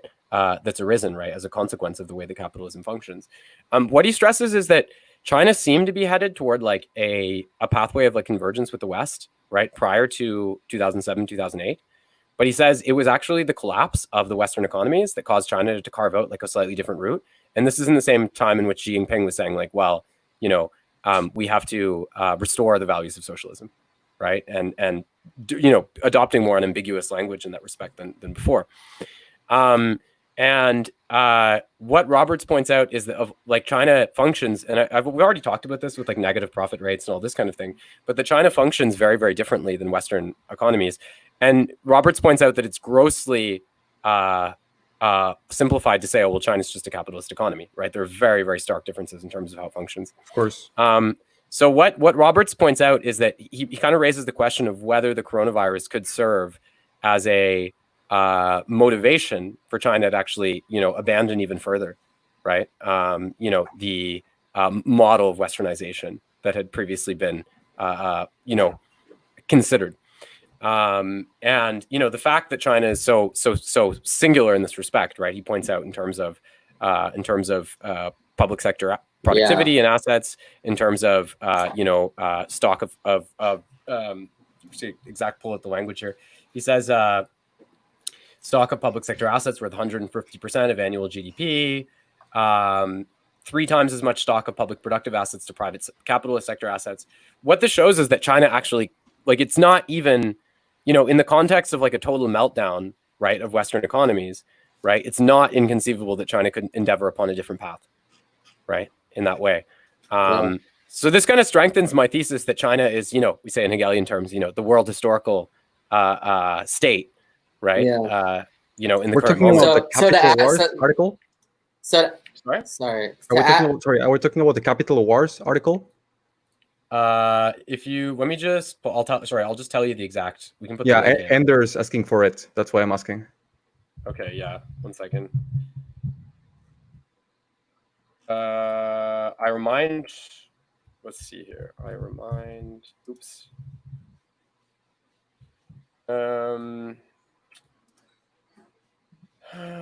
Sorry, 1 second. Sure. Yeah, so it's published. It seems to be published here. Wait, in the Left Berlin. Yeah, you can see here. Thank So you. Roberts is very good. Yeah. So that's and I think it just stresses. I mean, I really think that China is at a precipice, right, in terms of how it's functioning. It's like, look at like the way that they've like built up, all this green technology, right? And Yeah. of course, there's a strong inertial. Before you go too far, I wanted to say something regarding state capitalism. Sure. Go ahead. So from Deng, in terms of his sort of the initial prosecuting of Deng, and then to his sort of ascendance to the sort of main leader of thought within the. Also, one of the things that becomes apparent as you read his works is he always references Mao as like this is upholding Maoist thought. Strangely enough, but he says some feasible projects need only an investment of several 100,000 yuan and can bring in profits very quickly. However, these projects cannot be launched because of limitations imposed by the financial and banking systems. I'm afraid that this situation occurs often. If we exercise a too rigorous control over the economy and there is no room for maneuver, we shall be stifled. Of course, we must act prudently with projects that require investment up to tens of millions of yuan. Some of these projects can bring us quick profits. Therefore, the finance departments and banks should support them. In this way, the economy will thrive. This is not simply a problem of financial centralization or decentralization. We must truly operate our banks on a commercial basis.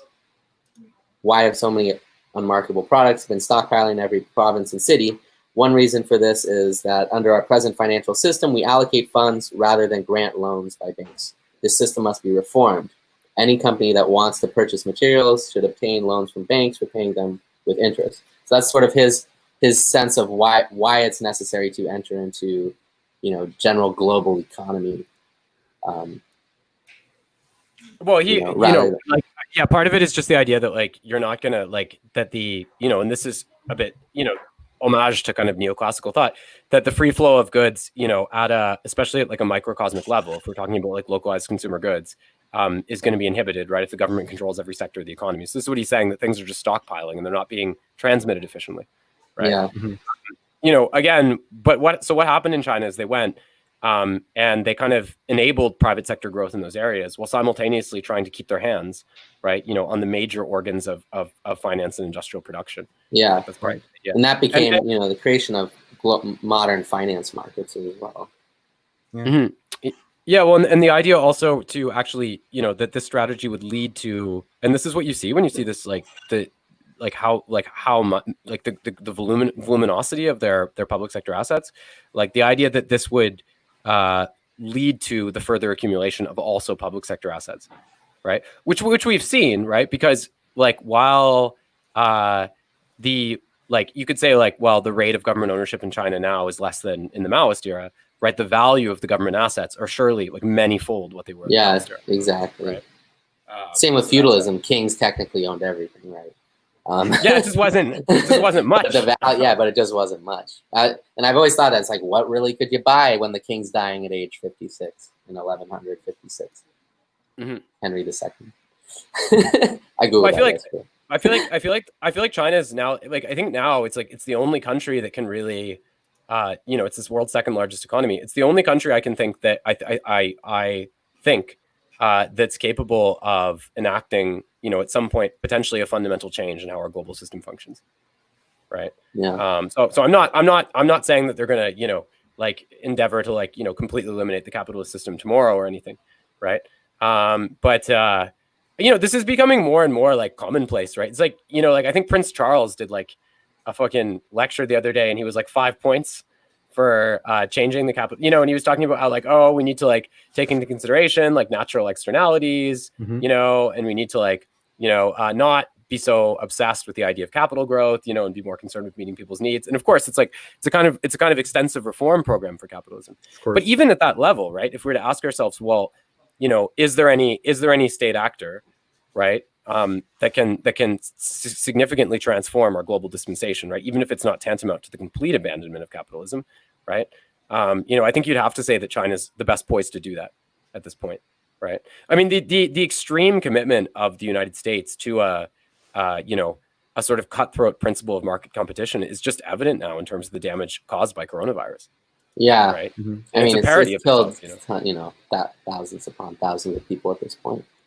Well, and it's ridiculous, right? Because they talk about the disregard for life characteristic of totalitarian states, right? But it's like how many people are going to be sacrificed on the altar of capital valorization?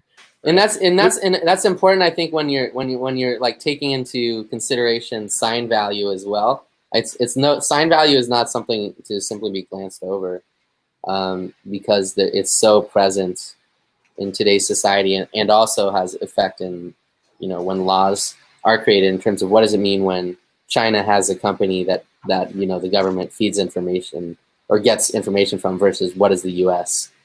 when the U.S. does it, and then where does it mean? Oh yeah, China is a quote, and then it goes back to quote unquote totalitarian state versus a modern state is simply every single modern state is doing it, right? Is getting information from their sort of communication companies. Mm-hmm. Yeah. Right? So yeah, I mean, I think we can we can see maybe China and Graham Harman as being similar. China. Tell me, Conrad. I'm ready for the dialectic. How is China? How is China and Graham Harman similar? Well, in the sense that they suggest possibility, possibilities that they're not like at this particular juncture, right, fully capable of bringing about. Right. Of course, when we talk about something like China, we're not talking about like an individual subject, right? So in terms of philosophy, I think there has to be recourse to other thinkers who are going to carry those ideas further, right? But I mean that I said the sort of getting beyond the parameters and limitations of, let's say, dualism, correlationism of our current philosophical discourse, I think will require on some level the engagement and acknowledgement of the accomplishments of people like Latour and Harman. I think getting beyond our current global economic system requires one to reckon with China, and that the Chinese system is in many respects best poised, structurally, to endeavor to take that step, right? And I think and I want to say also about Harman, it's interesting to me, like if you look at what someone like Kant was doing with Leibniz, right? Like Kant at one point they said like, what's your work? And he's like, well, it's an apology for Leibniz, right? And you see how that works, right? Because Kant takes rationalist philosophy, he attributes that to the structure of thought while delimiting what it's capable of accomplishing. So he admits that there are these rationalistic proclivities, right? Yeah. That can lend themselves to metaphysical speculation that reside within thought. But he also says like, well, that has to be, you can't just apply that, indiscriminately, right? You also have to acknowledge the way that, empirical reality intervenes and complicates that kind of injunction. And I think in a similar way, if we're trying to interpret the work of someone like Harman, I think the best way to see it is as like, for me, like I'll say like, yeah, in a certain way, like my work is like an apology for Latour or Harman, because like, I acknowledge like the validity of their hypotheses, right? But I also acknowledge the way that they have to be situated within a correlational structure that indexes to the structure of the global economy, right? Or the commodity form, or as you will, rather than to the individual subject, right? So there has to be, but to stress, there has to be a limitation, right? So again, if we're discussing something like China, I think there's a strong tendency to totalize the analysis, right? Yeah. To say that, oh, it's just like this capitalist state, right? Or, oh, it's just this like totally socialist state, right? But I think the simple truth is that, neither of those descriptions are adequate. It's a Marxist-Leninist state. Yeah, well, what we need is a little bit of nuance, right? Oh, there it is. Yeah. There it is. Nuance. For the people. For the people. Give the people what they want. The people want to hear people say nuance. What we need is a little bit of nuance. And what we need to do is to acknowledge that China there's there may be a latent potential to help enact this kind of transition. There's also tremendous reactionary forces that have been amassed in that context, right? Similarly, taking the work of someone like Graham Harman, right? There really is an emancipatory potential, I think, in the discourse of OO, in the discourse of actor network theory. But it's not so simple as we can just go out and apply that. Like, I think maybe in terms of in philosophy in general, I think delineating its limits is extraordinarily important. I don't think people like Morton or Harman are very good at that. Well, in general. That's kind of something I don't, because it seems like a very totalizing philosophy. Well, that's kind of the problem with like trying to say, well, China is just capitalist or socialist, right? You're like trying to subsume them under this tidy philosophical or ideological heading, right? You're this or you're that, right? Right. But it's like, you know, dialectics is never about that, right? You know, dialectics is about, you know, development, change, partiality, right? You know, I mean, you have to acknowledge the contradictions which inhere in that structure, right? And you have to acknowledge the contradictions which problematize, you know, any attempt to like access directly the structure of objects. I mean, this is grossly ideological on some level, right? Like This is objectively a pen. That's Ayn Rand's philosophy. This is a pen, Conrad. That's all. Yeah, well, I've directly accessed the objects. At its worst, that's pretty much what it is, right? Like it's like, you know, always like these are objects. It's like, well, how do you say what is an object and what isn't, right? Like I'd say that. I know an object is what I pick up and hold. A person is a person. There you go. A equals A. That's A equals A. Yeah. Yeah. It has so that I don't think it has a simple appeal to it, but it's a very, of course, chauvinistic. And she says she actually is pro male chauvinism per Rand. Any thoughts on that, Ernesto? I want to interpolate you into the conversation. On Ayn Rand, A equals A. Ayn Rand, Graham Harman in China. No, I'm not familiar with object-oriented ontology. Yeah, I know what it is, but I haven't gone into it. Well, you know, we can talk. I think, you know, Ayn Rand is, when she misses, I think people just say, "Shut up, Ayn Rand." Sure. But it'd be interesting in terms of her objective, because she has an object philosophy as well. Objectivism versus object-oriented ontology. People are like, why would you do that? Well, because what is the sort of benefit of grasping this as simply a pen? This is a pen. I can write with it. I'll write my credo with it. You know, I'll write on a wall. Simple. You see the efficiency of that. And then it integrates the human into the object immediately in a sort of Heideggerian sort of way, very simply. The problem yeah. What's the problem? The problem with like Rand's perspective is that, like, of objectivism, there's a reason why she collapsed. Like she's like, yeah, like Kant his philosophy would have been disproven if anyone came along and hit him with a stick or something like that. Like, you know, it's incredibly. Well, she says all this rhetoric bullshit. Yeah, but it's like there's a reason why I would argue that she has to deny like the correlational or epistemological relationship, and I think that the reason for that is because it's connected with the denial of the subordination of productivity to value.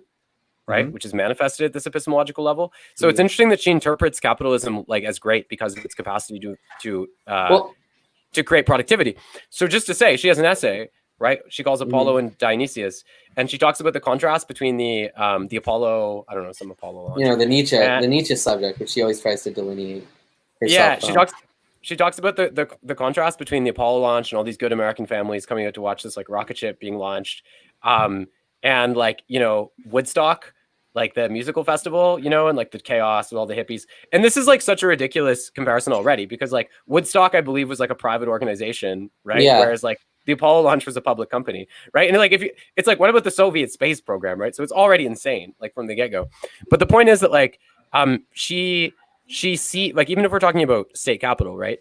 That her big argument for capitalism is that capitalism is super productive, right? Like that it, you know, that it creates productivity. So what? Yeah. So before. Wait, we should say what this supposes. What this supposes, right, is that capitalism can lay its hands like directly, like that it is applied directly to the advancement of productivity, right? That it's not instrumentalized, right, in accordance with the production of value. Conrad, can you tell me something good about Ayn Rand? I don't know. See, it shows that there's something up there when you can't say it's something good about it. I think you as psychoanalyst, you could do this either way. I think it's interesting because I don't think anyone else tries so hard to push like capitalist ideology to its apotheosis, and I think that it's very good at exposing the contradictions that emerge when you do that. Because pretty much everyone makes fun of libertarianism, right? Here's what I think about libertarianism, but what is it when you look at Ayn Rand? What is good in Ayn Rand? Why does Zizek like Ayn Rand and then, of course, deny that he ever liked Ayn Rand?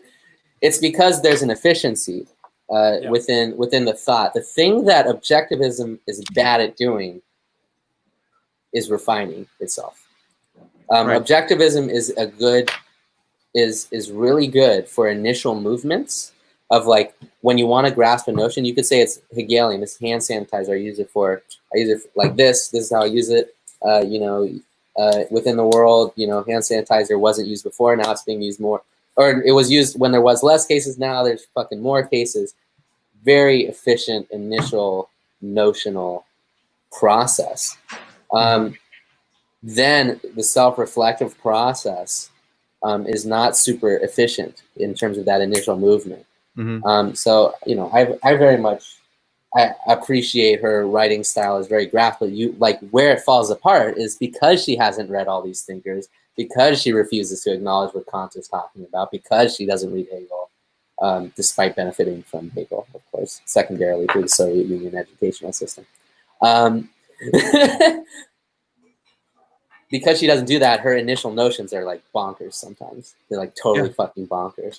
But if you're a good Marxist, I think you can benefit from that sort of vitalist idea to a certain extent in terms of logically the way that registers is the way you move through things is you trust your initial handle of it, and then if you have a secondary notion, you first have to get your initial thing out.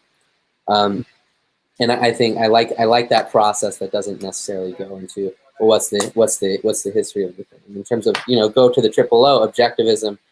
As Tim Morton says about the meadow, it's like what's your initial notion of the meadow is that it's beautiful, right, or that it's like nice and it's sunny out, and then the way that he goes about it is then you say you look at the little parts of it. And I think if you are a chauvinist like Ayn Rand was self-declared. Then you don't do that. You don't do that second investigation of then there's a bunch of living things in this meadow. I don't want to kill everybody in the meadow. It's not simply libertarianism is bad in terms of whoever gets it first can make it into something for humans, and that's all that's important. That's also part of her philosophy, and that's why she's hated, which is like whatever human gets to this fucking meadow first, they can fucking tear it up for whatever they want because that's the only thing that's important. It's a chauvinistic philosophy. Ender says the good thing is about its shallowness. I know the good thing about it is its quickness. It's fast. Zoom. So kind of like drawing attention. Yeah. Well, that can function as like the first moment in like a kind of dialectical process, right? I mean, Yes, the role. I can see that. Yeah. Because, and this is the thing I think with Hegel, like often people think, oh, Hegel is this guy, okay, moving through logical. I mean, it's like there's a paralogical aspect to Hegel. Because like, you reach certain problems that are irresolvable, and the only way to get beyond them, is just to make this sort of leap, right? And that transpires regularly within Hegel's oeuvre. So I think that enacts that leap. But look, the problem in a certain way, as you're saying about libertarianism, is the same problem with OO in a way, which is that it's exactly what Hegel says. Like, what first appears as strength, right? Like leaping to the circumscription of the thing, right? Eventually appears as weakness when you realize that the philosophy itself has no porosity, right? It's unable to synthesize, right? Because having already supplied the coordinates of reality, it has no way to adjust itself or to auto-critique, right? It has no way to auto-critique, and that is main flaw. Also, its unity with capitalism is fucking totally bonkers. Well, and what both these philosophies can't do, right, is, and I think they're very different, because I think libertarianism is sort of like, okay, an extremely abstract representation of capitalism, whereas I think OO is a very abstract representation of beyond capitalism. I think it is. Well, it's ironic that she doesn't know about capitalism or what capitalism is to a large extent. She knows it as the great man theory. Like capitalism is the great man, right? It reveals the great man. And it doesn't understand that. Her books don't understand the processes. I want to say quickly this thing about Chucky. I've never seen the Chucky films, but I just want to say that the working class, as Lukács especially stresses, becomes radicalized as a consequence of its own commodification, right? This is what allows it to kind of dispel mysticism and become a radical agent. So I think Chucky as a doll, as a commodity, right, and Chucky's rebellion could very easily be interpreted as an allegory. So this is what we're talking about. Basically, Kirsty, serious question. Have any of you seen the recent Chucky film? Yes. What did you make of it on the working class uprising? I just interpreted it without seeing the film, but basically an unhappy worker being exploited in a factory tweaks one of the good guy dolls. Is in that way it's not it's almost left accelerationist, but ultimately Ted Kaczynski.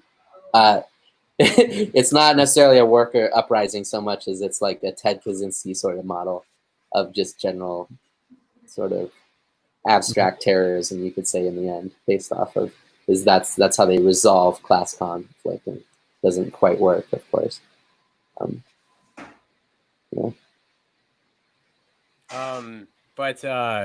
But yeah, so I think, you know, this is the thing, right? Like, you have to have the nuance to understand when you don't need nuance, right? And I said that's the paralogical aspect of dialectic. That's the leap, right? Which is what Elliot's I don't talking think about. you're very far from very accurate observation, Elliot, because in my personal experience, Rand was one of the bigger. Like I've showed you guys. I have Atlas Shrugged right here, right? I mean, I've read all of Rand, her big books, and Anthem, I think. Yeah. I haven't read Why Philosophy, but doesn't seem that interesting, honestly. Why philosophy? Right, but so from my own experience, I liked Rand when I was a complete moron and had no idea what philosophy and thought actually was. Gang, me too. Yeah, perfect. But I think I picked her up because people hated her so much. I was like, why do people hate this woman so much? Because she seems like kind of like a counter Right. cultural, and Yeah. that's the thing that Rand kind of tries to delineate through her entire experience. Conrad's ill right now. Conrad's like, these two. Perfect. Fucks. I'm sorry, Conrad. So this is the impression that I got from experiencing Rand through my first time, right? Like there's this process, like there's this social process, and it's abstract and it's hard to comprehend. And from her perspective, it's needless to comprehend it. What we really need to comprehend is a much more certain kind of reality, and that certain reality, in her books, is exposed through capitalism, because capitalism gives us the tools to create the society that allows us to really, separate the wheat from the chaff, in that sense, to reveal these great men that will further push society forward, right? These great movers, that will eventually drop everything. Right? And she's coming out of Leninist Russia, not even Stalinist, but eventually Stalinist Russia. And the critique that Rand makes, I think the reason she doesn't like it is the same reason the Soviet Union ended up not liking Stalinism proper. And I think she went in a bonkers direction. Yeah, ultimately. She just, like you said, she doesn't historicize. She doesn't have any sort of nuance at all. And she just says, let's just play society as it is. And yeah, as Kirsty says, the men she creates and the women, all of her characters are deplorable. They're egotistical, like to a cartoony sense. And half of the men are rapists. So I don't know what that says. But, probably a Freudian thing. It's a good allegory for capitalism. Yeah. Oh, yeah. It is. It's perfect. Yeah, perfect. Yeah, of course. Well, that's why the prime engines of capitalism are rapists. I mean, upon reflection, even I think someone like Rand, even if that is her personal fantasy, might say this shouldn't be universalized. But she doesn't, of course, reflect. Philosophy it is. Well, here's the thing. Here's why people like both Harman and Rand to very different degrees. But in any case, they have considerable following outside of what I would call as like, kind of the respected corridors of academic philosophy. So there's a lot of like art and a lot of like art kind of domains and stuff. Like Harman's quite popular. Like Rand, obviously you've got these sort of right wing cultists. But I mean, and I'm not trying to say like Harman's quality is Rand's or anything, right?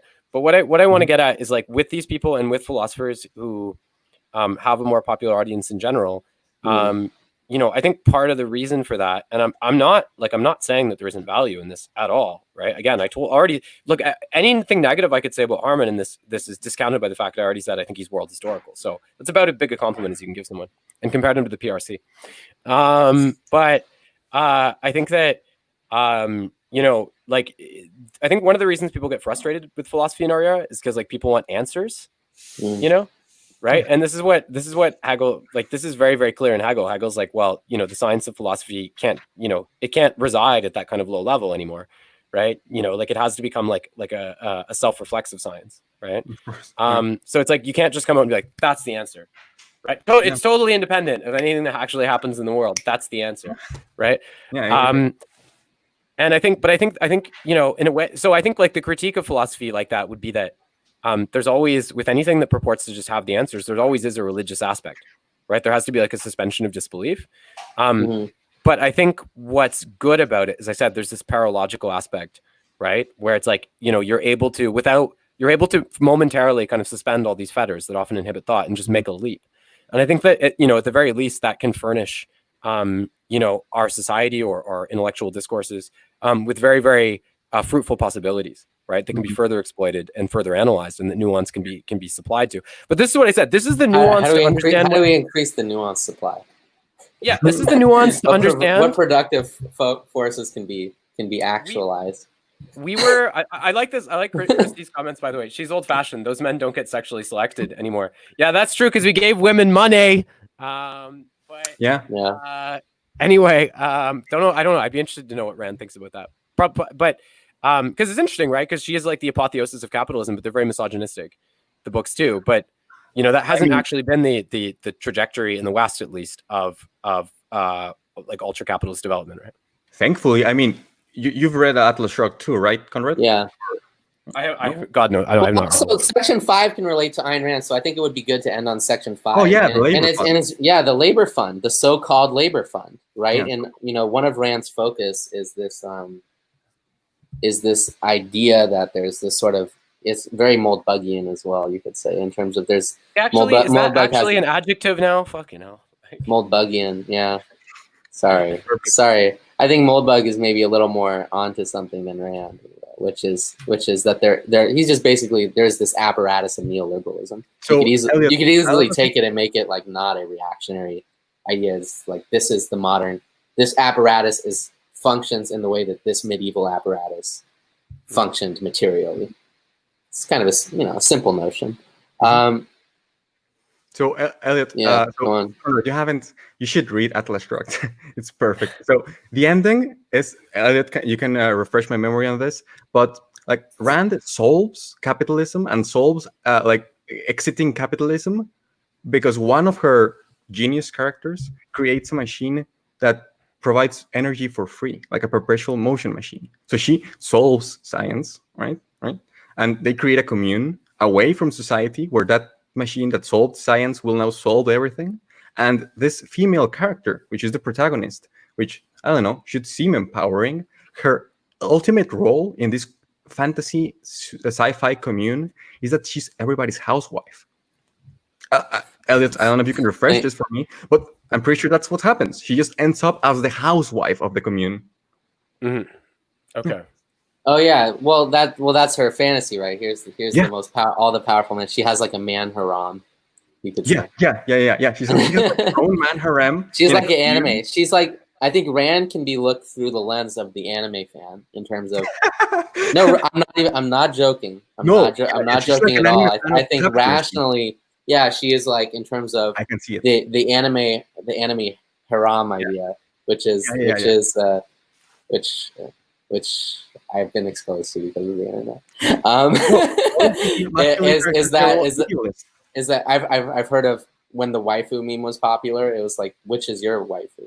This waifu harem, or harem. But like that is what Ayn Rand creates in Atlas Shrugged, which is like a harem of industrialists for her. But of course, she reverses, and they're all conquering of her, and they all get along with each other, which is also the fantasy that men don't go, ugh, which we do. Yeah.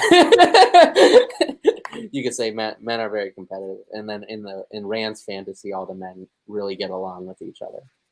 I do like this too. I like how like bad liberal feminist takes. Like I think, you know, there's been enough kind of cultural change that not that it's not ubiquitous, but it kind of becomes a genre as well. Like, you know, this like kind of over identification with like, you know, masculine sort of potent actors and this kind of thing.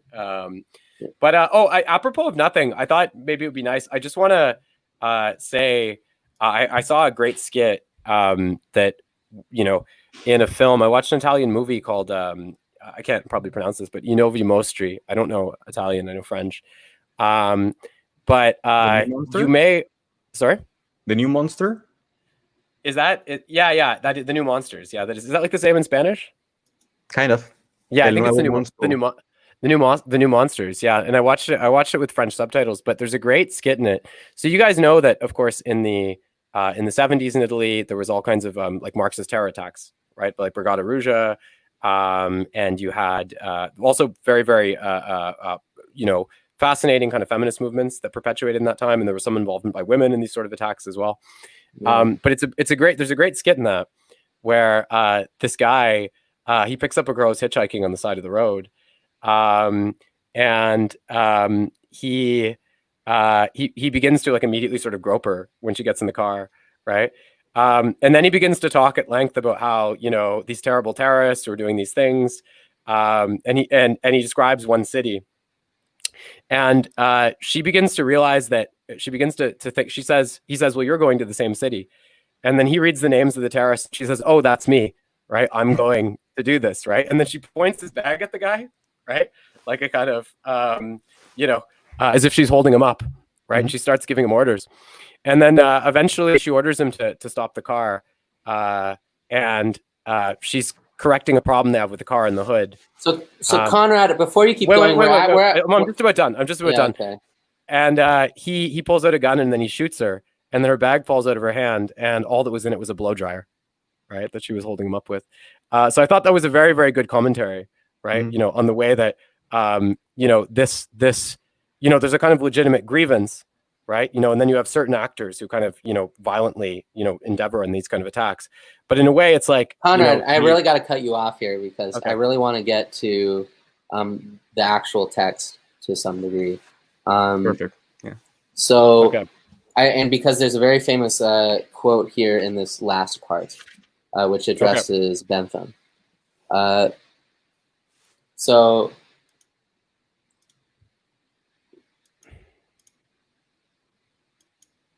classical economy always loved to conceive social capital as a fixed magnitude of a fixed degree of efficiency. But this prejudice was first established as a dogma by the arch-Philistine Jeremy Bentham, that insipid, pedantic, leather-tongued oracle of the ordinary bourgeois intelligence of the 19th century. Bentham is among philosophers what Martin Tupper is among poets. Both could only have been manufactured in England. In the light of his dogma, the commonest phenomena of the process of production, as e.g. its sudden expansions and contractions, nay, even accumulation itself, become perfectly inconceivable. The dogma was used by Bentham himself, as well as Malthus, James Mill, McCulloch, etc., for an apologetic purpose, and especially in order to represent one part of capital, namely variable capital, or that part convertible into labor power as a fixed magnitude. The material of variable capital, i.e. the mass of the means of subsistence it represents for the laborer, or the so-called labor fund, was fabled as a separate part of social wealth fixed by natural laws and unchangeable. To set in motion the part of social wealth which is to function as constant capital, or to express it in material form as means of production, a definite mass of living labor is required. It's he goes on in that sort of manner, and I think we see this sort of tendency with Gates, or with definitely with Peterson, which is the sort of this idea. And I was kind of looking at Bentham before we started, so I could understand a little better specifically what Marx is saying here. But this sort of idea that one can't look at this single part of capital and of accumulation in this sort of utilitarian sense, in terms of this sort of general bourgeois notion that there is a sort of social wealth. Maybe sorry I cut you off earlier, but I think don't worry, no. You would probably be able to expand on this better than me. I just wanted to cover this. That was a huge digression. I just wanted to recommend a film. My Cult of Personality, just me recommending a film. Perfect. Yeah, it's part of the charm. Yeah, certainly. Well, but you know this quote, Conrad. Well, yeah. I mean, so what we're talking about here is, again, like, if you see the representation of it as a labor fund, right? It goes back to the same thing that I said, right? Like the trinity of wages, profits, and rents, right? None of which represent dead labor or constant capital, right? So again, it's a way of, all of this is a way of obfuscating not just surplus value exploitation, but also relatedly the instrumentation of productivity by value, right? So it's a way of presenting capitalism as straightforwardly beneficiary, right, to workers, right? Again, this elides the distinction between labor and productivity, right? Like Marx remarks that, you know, as we produce more and more, right, you have a process of relative immiseration, right? In other words, less and less of the social wealth is delegated to the worker because of the need, right, to expend more and more, right, on constant capital within the context of expanded reproduction, right? So just by saying it's a labor fund, it's like, oh yeah, we're just getting stuff for workers, right? You know, and that's continually what he's critiquing, right? Yeah. Mm-hmm. Oh, we haven't made fun of Justin Murphy yet. The based god, Justin Murphy. He's my friend though. Like I would honestly say Justin Murphy. Justin Murphy is my friend. So I leave the making fun of it to you, Conrad. If you have anything to say, say it now. Well, Justin Murphy makes a similar mistake, right, to this, right? Because in his neo-feudal techno-communism or whatever. Yeah, that was one video he made. Yeah, but yeah, go on. Well, but this is something that's somewhat associated with him, right? If only definitely. For sheer absurdity. I just mean that he like the thing is, like, if you look at, like, he imagines that capitalism could function in a way where no one actually worked, right? And yet, you know, the workers were, like, you know, massive beneficiaries, right? Like of, you know, capital that was generated, which not only, you know, doesn't demonstrate awareness of where value actually comes from, right? You know, which is surplus value exploitation, to simplify, but it also infers this kind of notion by which, you know, the capital exists for the worker, right? For the labor fund. Yeah. Right. So this is a similar thing, right? He's saying, well, all these rich people are just going to share their money with everybody, even though nobody works, right? I mean, it's absurd on a number of levels, right? But these are the similar kinds of absurdities to what these economists are succumbing to, right? Yeah. Right. Sure. Percy asked, would Justin come on here? I think we need to click. I'll ask him maybe next week because it'll be the chapter 25. That's a nice 5 number. One can only imagine in what strange ways he will misinterpret Marx. Yeah, that would be very interesting. That'd be a good game to, like, see, like, how badly, like, Justin can, like, mangle the works of Marx. But who knows? Maybe he'll come on here and he'll be, you know, far more diligent than his sort of, you know, incipient reputation would suggest. What he's really good at is empirical research. So in terms of getting variables and then making a model in a traditional sort of sociological way, and the sort of variables he finds are statistics, like interesting, like statistics. And he does that. You can, you know, people hire him to do that professionally. In terms of, like, general world political takes. Oh, by the way, I just want to say I finally got these quotes. So I have 2 more. There were 2 quotes I highlighted here. One was about the way that what Marx calls land, the factors in the process of production. Right. You have to broaden this. So Marx writes in this chapter, in the same proportion as those instruments of labor serve as agencies in the formation of products without adding value to those products, i.e. in the same proportion as they are wholly employed, but only partly consumed, to that degree do they perform, as we saw earlier, the same free services as the forces of nature, such as water, steam, air, and electricity. This free service of past labor, when it is seized on and filled with vitality by living labor, accumulates progressively as accumulation takes place on a larger and larger scale. So you see there the equivocation, right, between, you know, the recognition of the natural basis of productivity, which I think is very, very important. And we talked about that a bit before. But one thing I want to say also is that this chapter is ending, right? The end of this chapter, Marx writes, the greater part of the yearly accruing surplus product, which is embezzled from the English workers without any equivalent being given in return, is thus used as capital, not in England, but in foreign countries. But with the additional capital thus exported, a part of the labor fund invented by God and Bentham naturally also flows out of the country, right? Mm-hmm. Oh, yeah. So again, you can see the same thing happening here, like in the United States, right? Where, you know,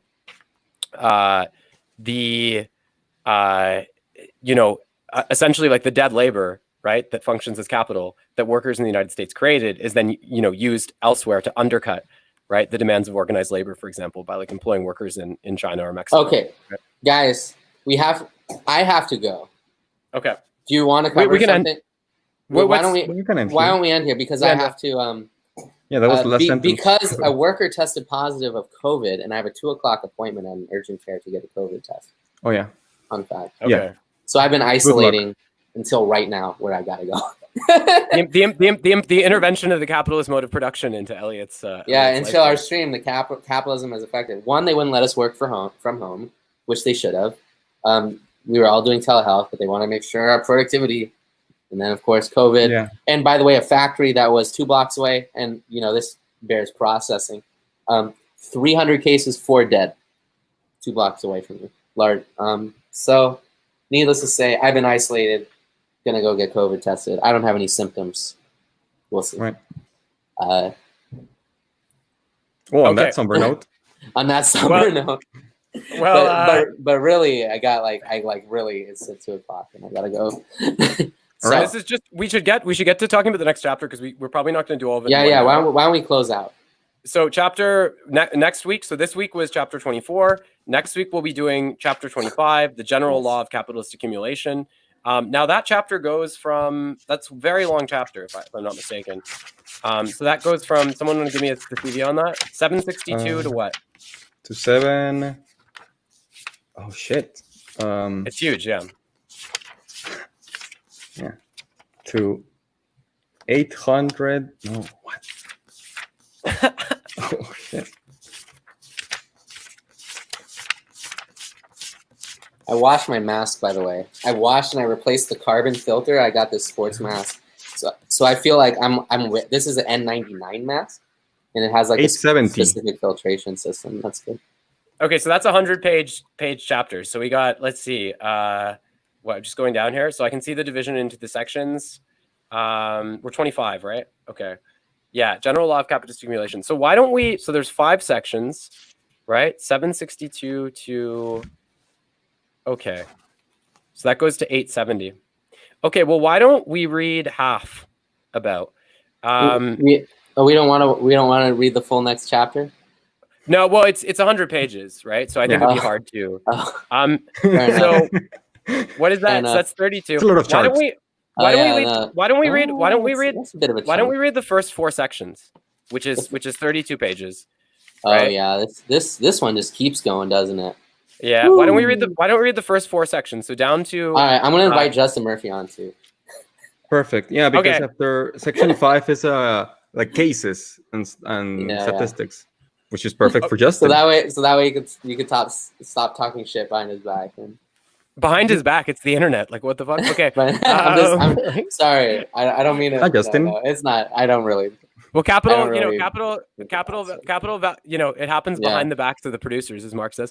So here we go. Behind the back of the producers. 762. So why don't we go from 762 to 802? Right, so that'll cover 40 pages. That'll bring us to part 5 of chapter 25, illustrations of the general law of capitalist accumulation. So read through the first 4 sections, 762 to 802. So that's 40 pages. Is that okay? Yeah, and we'll try to get Murphy on here. That would be a total shit show. Holy shit. Okay, thank you for the GOAT, greatest of all time. It's good to see some people representing, understanding our objective value to global discourse. Elliot will other Elliot. He's the other mod for Anarcho Excel. Perfect. Yeah. Okay. Cool. So if Justin we either have Justin or we'll have Elliot. Elliot's pretty based. Other Elliot. So. All right. Okay. We'll definitely have a based component next time. Okay, good. Not a cringed component. Okay. All right, guys. Thanks so much for coming out. We will see you guys. Next weekend. All right. All right. Okay. Bye. Farewell. Ending broadcast.